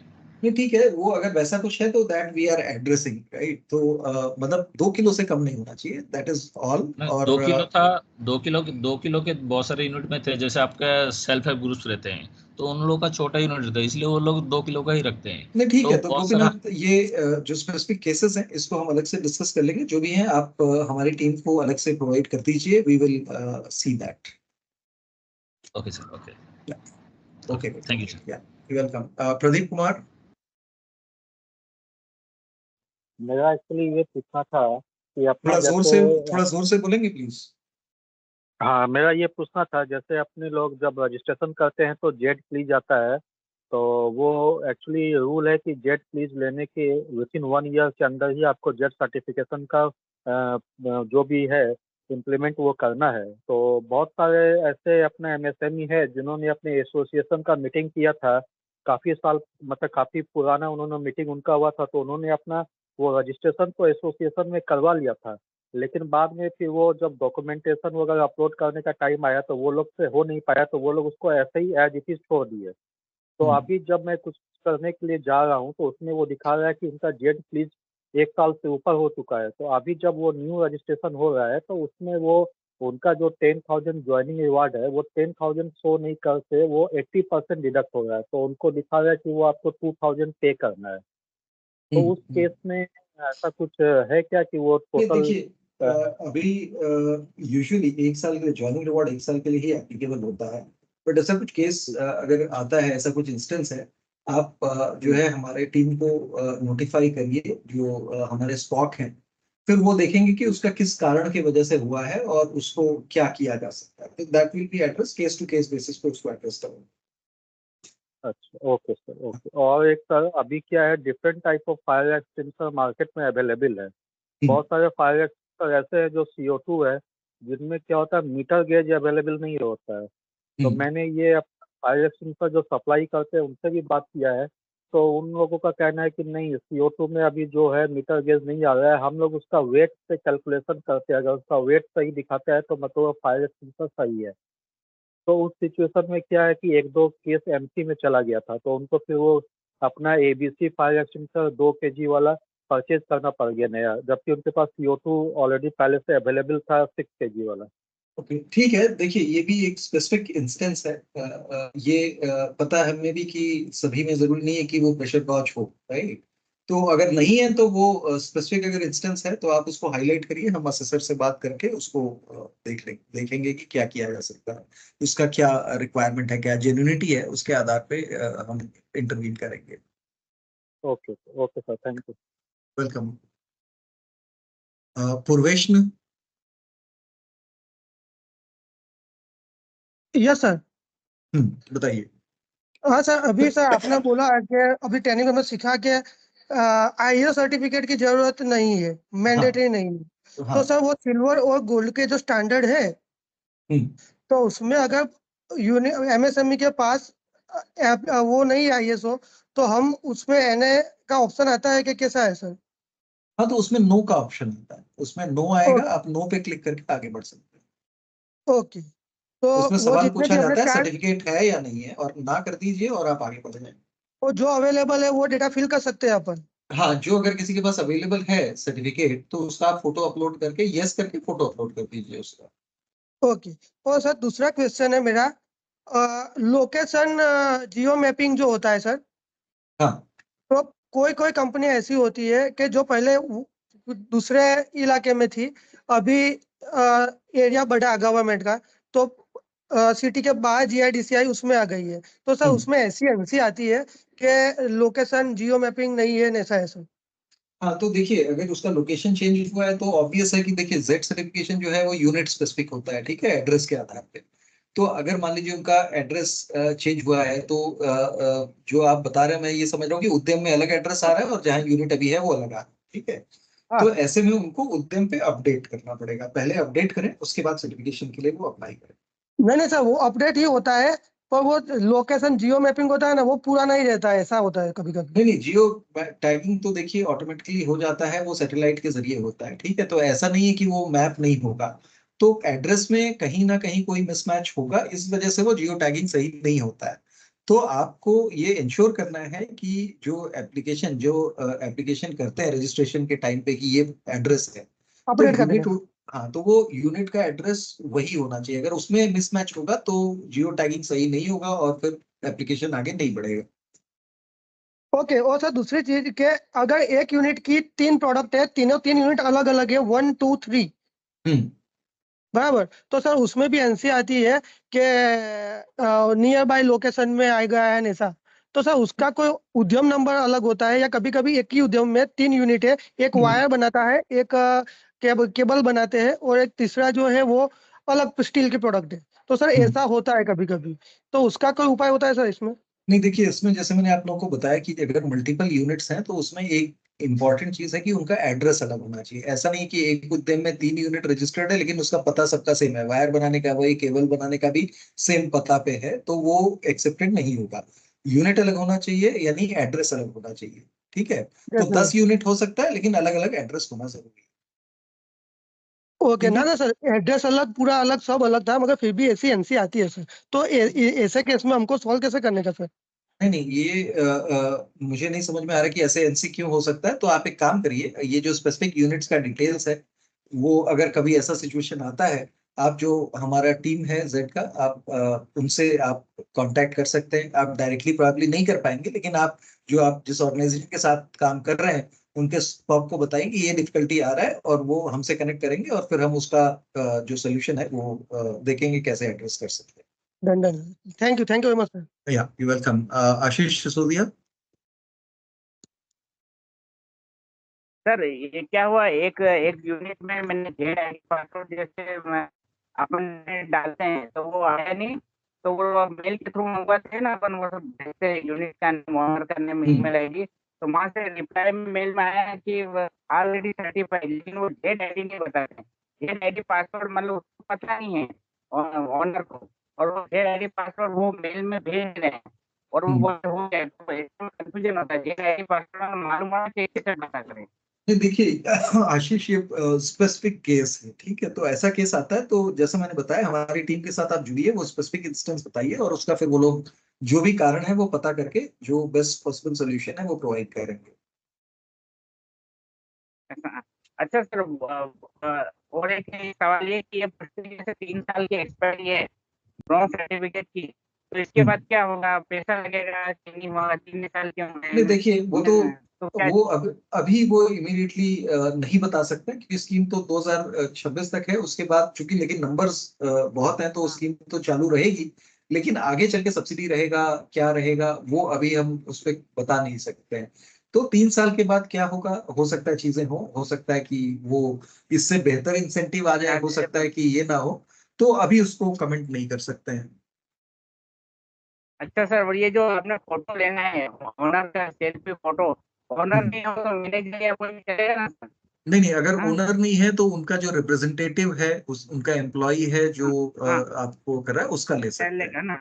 हाँ, अपना नहीं लेना है। हाँ ले, हाँ। और सर ये जो पाइपलाइन में सर आजकल 1-2 महीने यूनिट में गया है ना, वो पाइपलाइन वाले सिस्टम आ गई ना, जो मतलब कि वो बाटला में आके वो लगते हैं, उससे ज्यादा कवरिंग अच्छा हो जाता है। आशीष जी आपका आवाज क्रैक हो रहा है तो ये समझ नहीं आ रहा है अभी। सर ये जो फायर एक्सटिंग्विशर में कहीं कहीं जगह सर वो एक्सटिंग्विशर वो नहीं देता, पाइपलाइन सिस्टम जैसे हो गया, जैसे पाइपलाइन से होते हैं ना जैसे, तो वो भी एक्सेप्ट होगा ना सर उसका फोटो? नहीं, फायर एक्सटिंग्विशर की जहाँ रिक्वायरमेंट है वहाँ फायर एक्सटिंग्विशर ही चाहिए, पाइप नहीं चलेगा ना? नहीं, पाइप नहीं चलेगा। वो पाइप तो एक एडिशनल रिक्वायरमेंट है, फायर एक्सटिंग्विशर जो है वो मिनिमम रिक्वायरमेंट है, उसकी आवश्यकता है। ये जेट सर्टिफिकेट की जो बेनिफिट बताए थे सर, वो थोड़ा सा मैंने उस समय डिस्टर्बेंस आ रहा था, बता दीजिए ना वो कौन सा वेबसाइट है, जो मैं उसकी भी PDF भेज दूंगा ऑनर को, और जिससे वो भी पढ़ सके बाद में। तो हाँ, तो वो जेड का वेबसाइट मैंने जो आपको दिखाया था उसका आपको कमेंट बॉक्स में हमारी टीम डाल देगी, जेड का वेबसाइट, वो आप उसको यूज कर सकते हैं। आप जेड सर्टिफिकेशन स्कीम भी डालेंगे तो वेबसाइट आ जाएगा ये, वेबसाइट है ना? हाँ, ठीक है। तो ये zed.msme.gov.in ये नाम है उसका, आपको टीम वो डाल देगी, आप उस पर देख सकते हैं। ठीक है, सो अभी MSME डॉट हाँ z.msme.gov.in, ठीक है। अभी आई थिंक आपका सवाल हो गया, तो मैं आगे बढ़ रहा हूँ। DRP Vetrivelin. Yes, sir. Yeah, tell me. Hello, sir. Good afternoon, sir. Sir, I have two doubts. For minimum labor count is there any? Sorry? Sir, minimum labor count. No, that is not required. There is no minimum or maximum limit. Okay, sir. For delivery record, we can upload e-way bill, sir. No, see, e-way bill will not show us the details of, what was the quantity that was ordered by the client, by the customer, and how much is delivered. So the bill will not do unless these details are mentioned and, that customer has acknowledged it by signing and by putting a stamp. Okay, sir. That means invoice, sir, along with the delivery e-way receipt, sir. Yeah, that is okay, but all these details which is given in the template must be mentioned on these documents. Okay, sir. Sir, our city is famous for the textile handloom, sir. In that, most of the units they will use the production of handloom product like bedsheets, sir. They don't wear helmets or gloves, sir, because they use sewing machine, sir. No, that is okay. So see, helmet is not required. That's what I said, right? If you are riding a bike, then only you need a helmet, right? If you are driving a car, you don't need a helmet. So similarly, safety helmet is not required in textile industry if they are involved in those kind of activities which do not, have an hazard of head injury or something like that. So in that case, it would depend on, like for example, Dr. Mridul, I think your mic was unmuted. Please mute yourself. So see, it will depend on what kind of industry it is. So not necessarily that safety helmets or something is required for the textile industry, right? But if they are into dyeing, then they may need to have safety goggles, right? If there is some kind of mask is required, they may have to have it. Otherwise, it may not be needed. So I hope, Vetrivelin, your question is answered. Now I move on to Rahul Kumar. Sir मेरा question ये है sir, services का कब से शुरू होगा certification sir? देखिए वो इस फाइनेंशियल ईयर में हो सकता है, लेकिन जब भी होगा वो नोटिफाई कर दिया जाएगा। अच्छा सर, और एक क्वेश्चन और है सर, जैसे कि जो सर्टिफिकेशन है और इसमें जैसे मुझे बातें सुनने के बाद ये लूप होल मुझे समझ में आ रहा है, तो सर इस पे कुछ करना चाहिए शायद, कि जैसे कोई व्यक्ति है सर्टिफिकेट बनाने जा रहा है, अब वो ऐसे कोई भी काम करवा सकता है सर फिर तो, कि उसने फैक्ट्री को अप्रोच किया, अप्रोच करने के बाद उसने सारी चीजें बताई और आईडी उसने किसी को भी सबमिट कर दी सर? आईडी किसी को भी सबमिट कर दी मतलब कौन सी ZID? जी सर। नहीं देखो, अब तो बहुत क्लियर है। अभी हम इस तरह का सिस्टम बना रहे हैं कि इस तरह की जो चीजें हैं वो किसी को भी वो सबमिट कर दे ZID और ये सब, तो हमें पता चल जाएगा। और जैसे हमने बताया कि एक रिसोर्स जो है Z फैसिलिटेटर वो एक ही ऑर्गेनाइजिंग पार्टनर्स के साथ काम कर सकता है, तो हम जो रिक्वायर्ड ड्यू डिलिजेंस है और जो मैकेनिज्म है ये सब ट्रेस करने का, ट्रेसेबिलिटी का, वो सब हम इम्प्लीमेंट करने वाले हैं। तो इससे ये सारी संभावनाएं जो है वो खत्म हो जाएंगी। जी सर। और सर एक चीज क्वेश्चन और था कि सर क्या कोई आईडी कार्ड जनरेट नहीं होता कि जैसे किसी कंपनी के पास में जाते हैं तो हम किसी प्राइवेट फर्म का या किसी की उसका आईडी कार्ड दिखाते हैं, ठीक है, अपनी ऑर्गेनाइजेशन का दिखाते हैं, तो उसमें क्या होता है वो लोग मानते नहीं, कहते हैं आप लोग फर्जी हो, ये है। तो क्या सर ऐसा क्या पॉसिबल हो सकता है कि QCI का कोई आईडी कार्ड? नहीं, ये संभावना नहीं है, क्योंकि आप लोग डायरेक्टली QCI के एम्प्लॉइज नहीं है। तो अगर आपको कोई इस तरह से मानता नहीं है तो आप Z की वेबसाइट पे दिखाएं कि वहां पे ऑर्गेनाइजिंग पार्टनर्स का लिस्ट होता है, तो वो दिखा दें कि ये नाम आप देखिए, मेरी जो कंपनी है वो उसका नाम QCI की वेबसाइट पे है, Z की वेबसाइट पे है, ये आप देख लीजिए। और उसके बाद अगर वो फिर भी नहीं मानता है तो उसके बाद आप अपने सीनियर से बात करा सकते हैं, ठीक है। फिर भी नहीं मानते हैं, ऐसे कुछ लोग होंगे, then you have to move on, that's it. ठीक है सर। सर एक क्वेश्चन और है सर, ये जैसे अलग अलग इंडस्ट्री के सेफ्टी इक्विपमेंट जो हैं वो किस इंडस्ट्री में क्या लगता है, इसका मैंने कई जगह सर्च किया लेकिन मिला नहीं सर, तो क्या पॉसिबल है, कहाँ से मिल सकता है सर?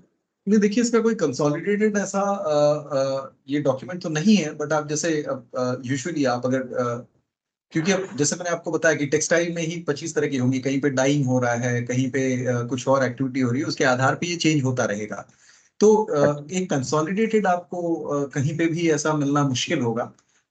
तो आपको स्पेसिफिक इंडस्ट्री के हिसाब से ही थोड़ा गूगल बाबा का मदद लेना पड़ेगा। जी sir. Yeah, okay, Rahul. Yeah, take care. Yeah, thanks. Next one is Amrut. Amrut Reddy, do you have any questions? Amrut Reddy. Okay, so Priyaranjan Jha. Good afternoon, sir. अच्छा, okay.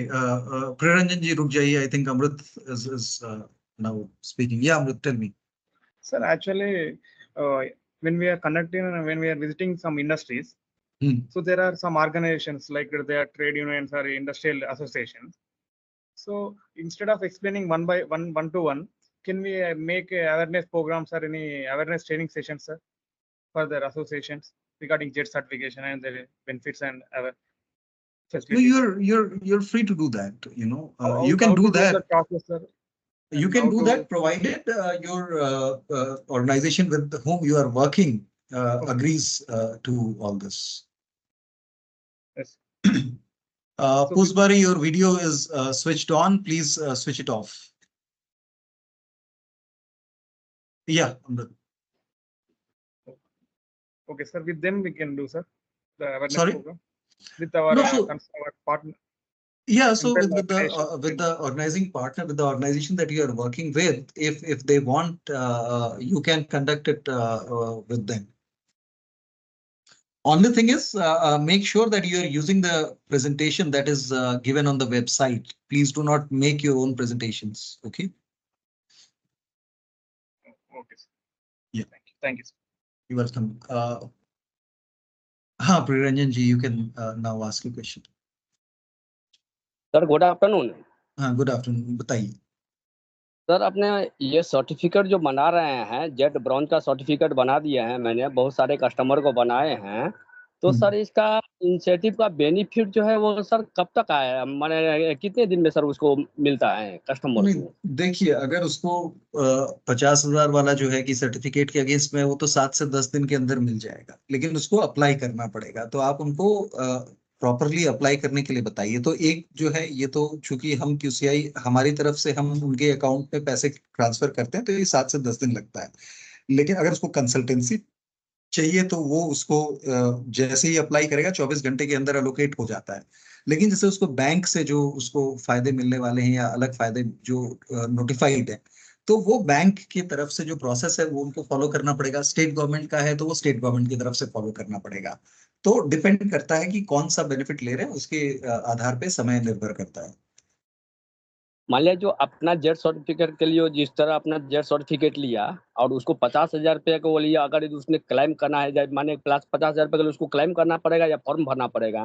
नहीं, claim करना पड़ेगा। और वो Z के आप जो website है, जो मोबाइल ऐप है, जो जिसमें वो लॉगिन करके जाएंगे, उस ऐप के द्वारा ही उनको फोटो अपलोड करके क्लेम करना पड़ेगा। क्योंकि उसके लिए सर्टिफिकेट अपलोड करना पड़ेगा या टेस्ट रिपोर्ट अपलोड करना पड़ेगा, उसका इनवॉइस अपलोड करना पड़ेगा, बैंक के डिटेल्स डालने हैं, क्योंकि ऐसे ही तो हवा में नहीं हो जाएगा। तो वही सब डिटेल्स जब डालेंगे, वो सब पूरा सिस्टम जेड के इसमें है, मैकेनिज्म में, उससे ही अप्लाई कर सकते हैं। अच्छा, ये डायरेक्ट सब ऑनलाइन नहीं कर सकते हैं? सब ऑनलाइन। हाँ, अलग से उनको फिजिकल फॉर्म भरने की आवश्यकता नहीं है। ठीक, ओके ओके। और प्रियरंजन जी, इसका जो फाइनेंशियल बेनिफिट है, इसको लेने के लिए जो हमारा जेड का वेबसाइट हमने दिखाया, डॉक्यूमेंट वाला सेक्शन, वहां पे इसका पूरा प्रोसेस जो है उसका भी प्रेजेंटेशन वहां पे अपलोडेड है। तो उसको आप देखेंगे तो स्टेप बाय स्टेप क्या क्या करना है ये क्लेम करने के लिए, वो उसमें दिया हुआ है।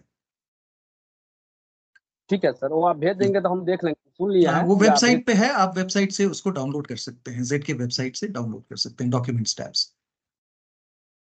ठीक है सर, ठीक है। Okay. स्वर्णेंदु।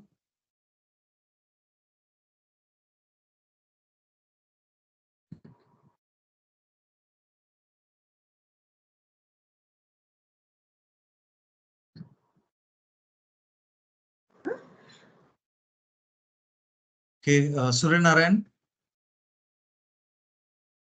Yeah, hello sir. Good afternoon. Yeah, good afternoon. Tell me. This is related to the working areas, sir. Actually. Okay. So, is it mandatory to have machinery in the working area photos? Because why I'm asking this question? So I got a NC with related to the phenol manufacturing unit. Usually, the Okay. phenol manufacturing unit don't have any kind of machineries, but we have uploaded all the procedures, all the photos procedures are there. But we got NC saying that there is no machinery found in that. But see, So now how for can I phenyl manufacturing, if we look at, see, there are, it depends, like, you know, it should not happen that someone is just getting phenyls, you know, in large or big containers, and they are just decanting it into smaller bottles and then they are putting a label and sending it, right? Because they're not adding any value. They're just transferring the content from one can to another, right? So that should not be the case. Yeah. So, so probably if this was not established clearly, then certainly NC would have been raised, right? So because when you you know, manufacture phenyl, there's a process of mixing and other things, right? There would be different chemicals that you need to put together, and then there would be a mixing process, right? So at least for mixing there would be some equipment, right? Or if it is at a very small scale, probably there would be some way that they would be carrying it out. So one thing that for the working area, one of the things is you've got, you know, as I was saying, you have a provision of uploading up to 5 photographs. So let's say there is no equipment there, you know, mixing it manually, you know, using some kind of stirrer or something like that. Then click multiple photographs where the process becomes evident, right? That this is the raw material, this is the can. From here, they're putting 3 different type of chemicals together. Now they are mixing it with help of a stirrer, or it is automated or whatever. So the assessor is able to witness through the photographs entire process. Then this question will not arise. Okay. Okay. Thank you, sir. Thank you. You're welcome. Yeah. Sheikh Arbaz, your question? Sir अगर हम certificate बनाने के लिए जाते हैं और वहां पे अगर रॉ मटेरियल्स नहीं होता है उस टाइम पे तो क्या करना होगा सर? देखिए, रॉ मटेरियल स्टोरेज एरिया तो चाहिए ही चाहिए। तो उनका कहाँ पे रॉ मटेरियल स्टोर कर रहे हैं, और वहां पे थोड़ा बहुत रॉ मटेरियल तो होगा। मतलब अगर रॉ मटेरियल नहीं है तो इसका मतलब है प्रॉब्ली यूनिट काम यूनिट पे नहीं चल रहा है। सर तो जगह पे ऐसा होता है, ऑफ सीजन के समय प्रोडक्ट तो होता है मगर रॉ मटेरियल नहीं होता है, जैसे कि टी इंडस्ट्री सर। नहीं तो देखिए, टी इंडस्ट्री भी जो प्रॉपर इंडस्ट्रीज हैं, अनलेस फ्रेश लीव्स और ये सब यूज कर रहे हैं, उनके पास कुछ तो रॉ मटेरियल होगा। अब टी में मतलब आप उसको सिर्फ ऐसा नहीं कि उसका रॉ मटेरियल खाली टी है, उसके साथ और टी लीव्स ही नहीं है, उसके साथ और भी जो चीजें मिक्स करते हैं। Like for example let's us assume उसके फ्रेश लीव्स, अगर आप टी का बात कर रहे हैं तो ठीक है, वो सीजनल है कि टी लीव्स नहीं है, लेकिन उसके पास बाकी मटेरियल्स जो टी के साथ है, मान लीजिए अगर वो नहीं है तो पैकेजिंग मटेरियल होगा और चीजें होंगी, उसका आप फोटो अपलोड कर सकते हैं। ओके सर, वो प्रोडक्ट जो प्रोडक्ट का होता है उसी को फोटो देने से होता नहीं, प्रोडक्ट तो आपका मान लीजिए फिनिश प्रोडक्ट हो गया। लेकिन अब ये कि देखिए, इसमें असेसर को 2 चीज पता करना होता है कि कहीं ऐसा तो नहीं है कि वो खाली प्रोडक्ट्स खरीद के ले आया है, पैकेज प्रोडक्ट्स, ठीक है, जैसे अभी टाटा टी है या कोई लोकल टी ब्रांड है, वो खरीद के लाया और वो उसको होलसेलर की तरह बेच रहा है। तो ये कैसे पता चलेगा कि वो होलसेलर नहीं है, मैन्युफैक्चरर है? तो 2 चीजें, एक जैसे रॉ मटेरियल में अभी मान लीजिए उसके पास टी लीव्स नहीं है, अभी टी लीव्स भी प्रिजर्व करने का टेक्नोलॉजी है, लेकिन मान लीजिए वो नहीं है, तो वो क्या करेगा? अभी नेक्स्ट चीज देखेगा कि ठीक है, उसके पास अगर वो नहीं है तो कम से कम पैकेजिंग मटेरियल तो होना चाहिए, उसके पास कुछ मशीन तो होना चाहिए जिससे वो टी लीव्स को कन्वर्ट करेगा प्रोसेस टी में। तो पूरा प्रोसेस अगर आप फोटोज के माध्यम से दिखा सकते हैं तो फिर ये क्वेश्चन नहीं आएगा। नहीं तो असेसर को अगर नहीं समझ में आ रहा है कि वो मैन्युफैक्चरिंग कर रहा है कि नहीं कर रहा है, तो नॉन कन्फर्मिटी रेज होगा। हाँ सर, तो प्रोसेस को सर दिखाना होता है। हाँ, प्रोसेस को आप दिखाइए। आपके पास रॉ मटेरियल में भी 5 फोटोग्राफ अपलोड कर सकते हैं, तो 5 अलग अलग चीज का कर सकते हैं। मैन्युफैक्चरिंग जो आपका वर्किंग एरिया है उसका 5 फोटोग्राफ है, तो उसमें कुछ मशीन होगा जो पैकेजिंग के लिए यूज करते हैं, कुछ मशीन होगा जो टी लीव्स को प्रोसेस करेगा, है ना। कुछ तो ये अलग अलग मशीन्स का वो फोटो, उसका अगर प्रोसेस चालू है उसका फोटो आप खींचेंगे तो एसेसर को क्लियरली समझ में आ जाएगा कि ये प्रोसेस है। अगर आप खाली एक फोटो अपलोड करेंगे जिसमें मशीन दिख रहा है और कुछ नहीं दिख रहा है तो वो समझ में नहीं आएगा एसेसर को। तो आप लोगों के लिए इसलिए इंपॉर्टेंट है कि आप लोग जब जा रहे हैं तो आप इस जानकारी के साथ चाहिए कि एसेसर, अभी आपको मैं बोलूं कि एक फोटो के आधार पे आप बताइए ये मैन्युफैक्चरिंग कर रहा है कि नहीं कर रहा है, आप नहीं बता पाएंगे, है ना, अगर वो सही फोटो नहीं है। तो इसलिए पूरा प्रोसेस अगर आप कैप्चर कर सकते हैं फोटोज के माध्यम से वो बहुत अच्छा रहेगा। इसीलिए हमने अभी जो बताया, कम से कम 3 फोटो और मैक्सिमम 5 फोटो आप अपलोड करिए अलग अलग एंगल से, अलग अलग प्रोसेस का, ताकि आपके फोटो के द्वारा एमएसएमई असेसर को ये समझ में आए कि क्या प्रोसेस है। Okay yeah okay, Ashish Kashyap.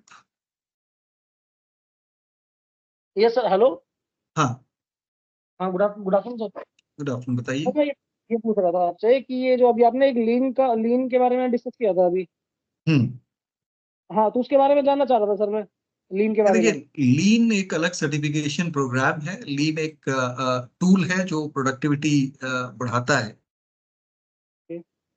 तो इसमें आपको फिलहाल जेड के इसमें सिर्फ ये जानने की नहीं, आपको फिलहाल जेड में सिर्फ इतना जानना है कि अगर लीन सर्टिफिकेशन है तो 2 पैरामीटर्स के ऊपर वेवर मिल जाता है, उस पर असेसमेंट नहीं होगा। लीन मैंडेटरी नहीं है, बट अगर लीन आपको समझना है तो वो एक अलग ही बहुत बड़ा सब्जेक्ट है। तो लीन एक प्रोसेस एफिशिएंसी को इम्प्रूव करने के लिए, प्रोडक्टिव को इम्प्रूव करने के लिए एक टूल है। ठीक है, तो ये आप जान लें, गूगल कर लेंगे, पूरी इंफॉर्मेशन मिल जाएगी।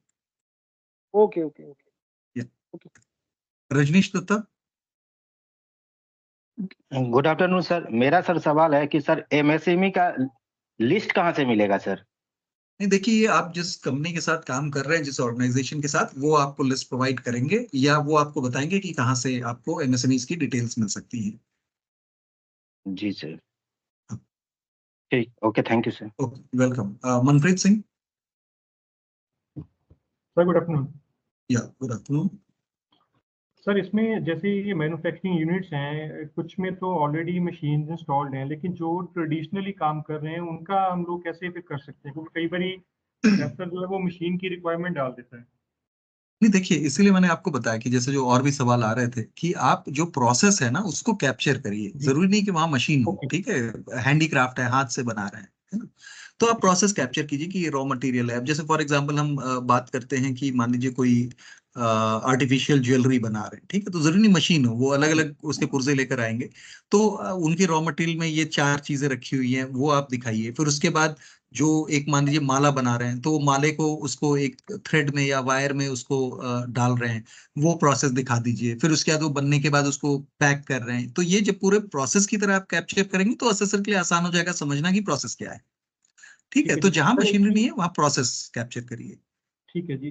सर एक चीज, जैसे जो फायर एक्सटिंग्विशर है उसकी मतलब जो न्यूली परचेज्ड है उसका बिल वगैरह भी अगर हम लोग अपलोड करते हैं तो उसमें भी एनसी ड्रॉप कर देते हैं, वो कि इसकी जो स्टार्ट और रीफिलिंग डेट नेक्स्ट है वो बताई जाए।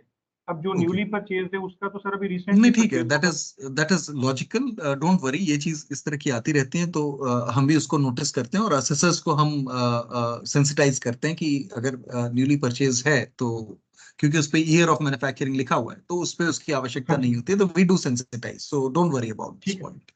Thank you. Okay Manpreet, thank you.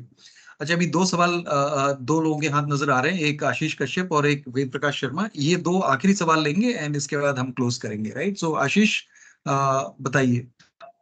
नहीं सर, मेरा हो गया, अच्छा, हो गया, ओके, ग्रेट। वेद प्रकाश बताइए। वेद प्रकाश शर्मा। सो आई थिंक ठीक है, so I believe hello, yes sir, are you hearing me?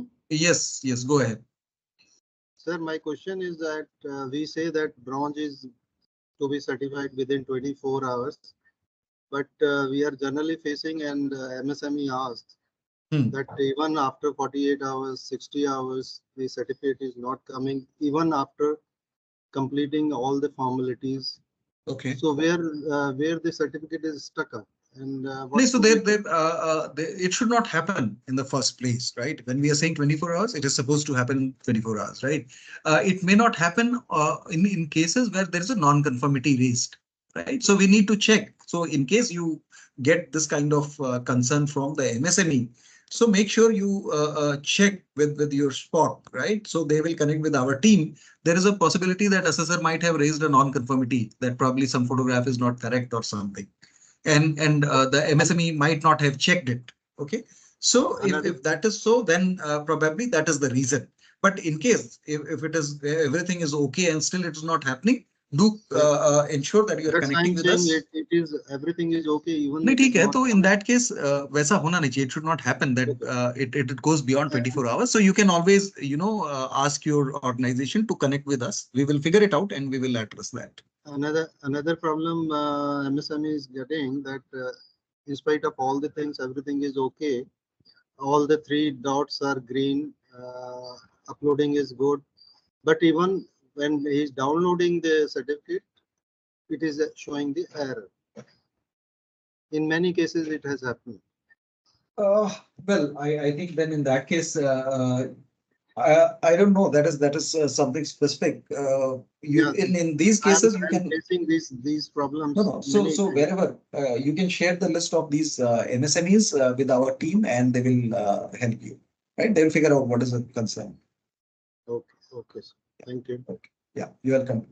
Okay, so now I'm not taking any more questions. I'm just, there are certain questions in the chat box. So I'm going one by one so that we answer. So one is Rizwan Pasha. So it was about common toilets. I think I have answered that. Z certification कब से शुरू हो जाएगा? विकास कुमार, ये हम notify करेंगे. उसके बाद Vetrivelin, you mentioned that there are many units do not have fire extinguishers. If they do not have, you tell them that they need to purchase and they need to have the fire extinguishers. Unless they do so, we cannot certify them, right? Then Rizwan Pasha again, this is goat farm, sheep farm. These are not manufacturing units. Phenyl manufacturing, I think we have answered this. And CA telling them not to do certificate. This is from Suryanarayan. So if that is so, that is okay. Like their CA is telling, but if you are able to convince them, show them the website, show them the credentials, show them other MSMEs in the area, local area, and I think they will perhaps then agree to do so.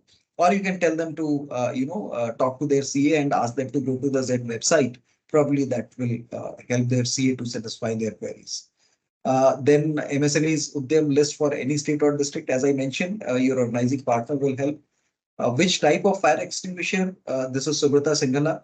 So fire extinguisher, it depends on the kind of fire hazards that exist in an organization. So it can be any type, depending on the concern. Dr. Mridul, 2 kg का fire extinguisher, ये answer हो गया है. Gopinath ji, 2 kg. This I think we have addressed. PPE ki, this again, Dr. Mridul, this is a PPE kit. We have done that. Brochure, this is Arpita. So I think this is available on our website, but I believe website is already given by Mr. Alok Verma. You can download it from there.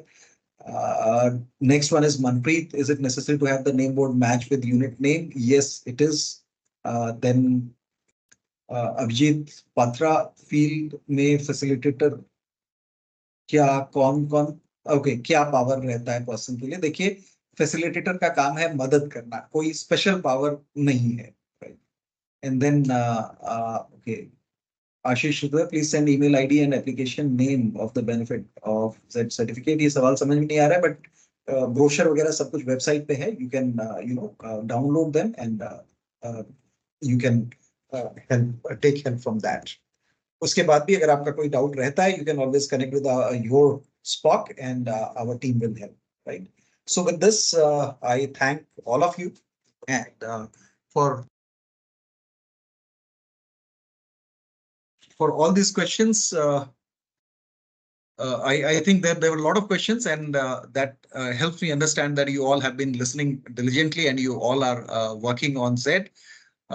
Before I conclude, please remember, ईमानदारी से काम करें, कोई manipulation मत करिए, अच्छे से काम करिए। ये आप लोग एक देश के हित में काम कर रहे हैं, तो ईमानदारी से अच्छे से काम करिए, एमएसएमईज की हेल्प करिए, and you will get lot of opportunities, right? So with this, thank you so much and all the best. Thank you sir. Ram sir, thank you sir. हाँ लोग, एग्जाम्स के लिए अनाउंस कर 3 o'clock।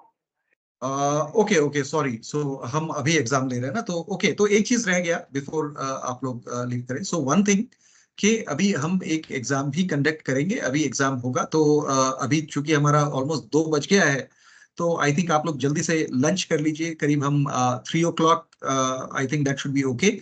आपका multiple choice questions होंगे, सारे questions जो हैं आपको उसमें से एक ऑप्शन चुनना होगा, सही ऑप्शन चुनना है आपको। और सबका इक्वल मार्क्स है, कोई नेगेटिव मार्क नहीं है। आप सारा अटेम्प्ट करिए, with in time frame attempt करिए। और जो भी एग्जाम का लिंक है, डिटेल्स है, वो आपको चैट बॉक्स में आ जाएगा, आलोक जी भेजेंगे। आलोक, टाइम कितना है एग्जाम का, ड्यूरेशन? Sorry, minutes. 30 70 अच्छा 7 ओके। तो 70 मिनट्स है, और आपको 50 क्वेश्चन अटेम्प्ट करना है। आपके पास एम्पल टाइम है, अच्छी तरह से सवाल पढ़ के उसको आंसर करिए। तो 3 o'clock we will have the exam, okay? चलिए, all the best and thank you Alok, thank you everyone. एक question thank you Alok, thank you everyone. Yeah Devdatta, last question. Yeah Devdatta, last question. Actually sir, हम वेस्ट बंगाल से belong करते हैं। Waste Bengal में मिट्टियों का जो मूर्ति बनता है ऑल ओवर इंडिया और ऑल ओवर इंटरनेशनल भी सप्लाई होता है, लेकिन उन लोगों का जो वर्क प्लेस का जो फोटोग्राफ हम लोगों को देना पड़ेगा, तो वो तो क्लियर नहीं होगा, क्योंकि मिट्टियों का काम होगा तो कीचड़ तो होगा ही। तो उस केस में क्या करेंगे? नहीं, देखिए, पहली चीज तो आपको देखना है कि वो जेड की सारी रिक्वायरमेंट ब्रॉन्ज की फुलफिल कर पाएंगे कि नहीं कर पाएंगे, दैट इज वन, ठीक है? और उसके बाद अगर वो फुलफिल कर रहे हैं, उसके बाद आप जाइए। तो अभी अगर वो मिट्टी का भी काम कर रहे हैं, तो ऐसा नहीं होना चाहिए कि हर जगह कीचड़ कीचड़ फैला है, राइट? कहीं पे तो जहाँ पे मूर्ति बनने के बाद रख रहे हैं, वो एरिया तो क्लीन होगा, साफ होगा, राइट? जहाँ पे वो बना रहे हैं मूर्ति, वहां पे एक्सपेक्टेड है, लेकिन बाकी जगह पे नहीं होगा। जहाँ पे मिट्टी स्टोर कर रहे हैं, वो थोड़ा सा ऑर्गेनाइज होना चाहिए। ऐसा नहीं कि पूरा फैला है, पूरे दीवारों पे मिट्टी लगी हुई है, वो नहीं होना चाहिए। तो कुछ लेवल का क्लीनलीनेस तो होना चाहिए, वरना जेड का फायदा नहीं। डेफिनेटली वो तो उतना तो क्लीनिंग रहता ही है, राइट? तो देखिए, जहाँ पे असेसर मूर्ति वो के समझ ऊपर जाते हैं, मिट्टी का प्रोडक्ट लगाया हाँ, तो असेसर समझ जाएंगे। आप उसका चिंता मत करिए। अगर, लेकिन पहला ध्यान में रखना है कि वो रिक्वायरमेंट फुलफिल कर रहा है कि नहीं। अगर नहीं कर रहा है तो उसको रजिस्टर मत कराइए। ठीक है sir. Okay guys, so all the best and take care.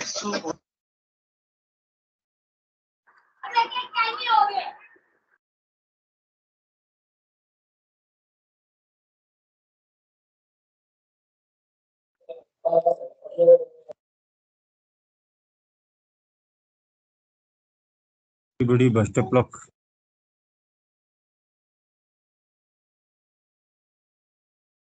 Best of luck.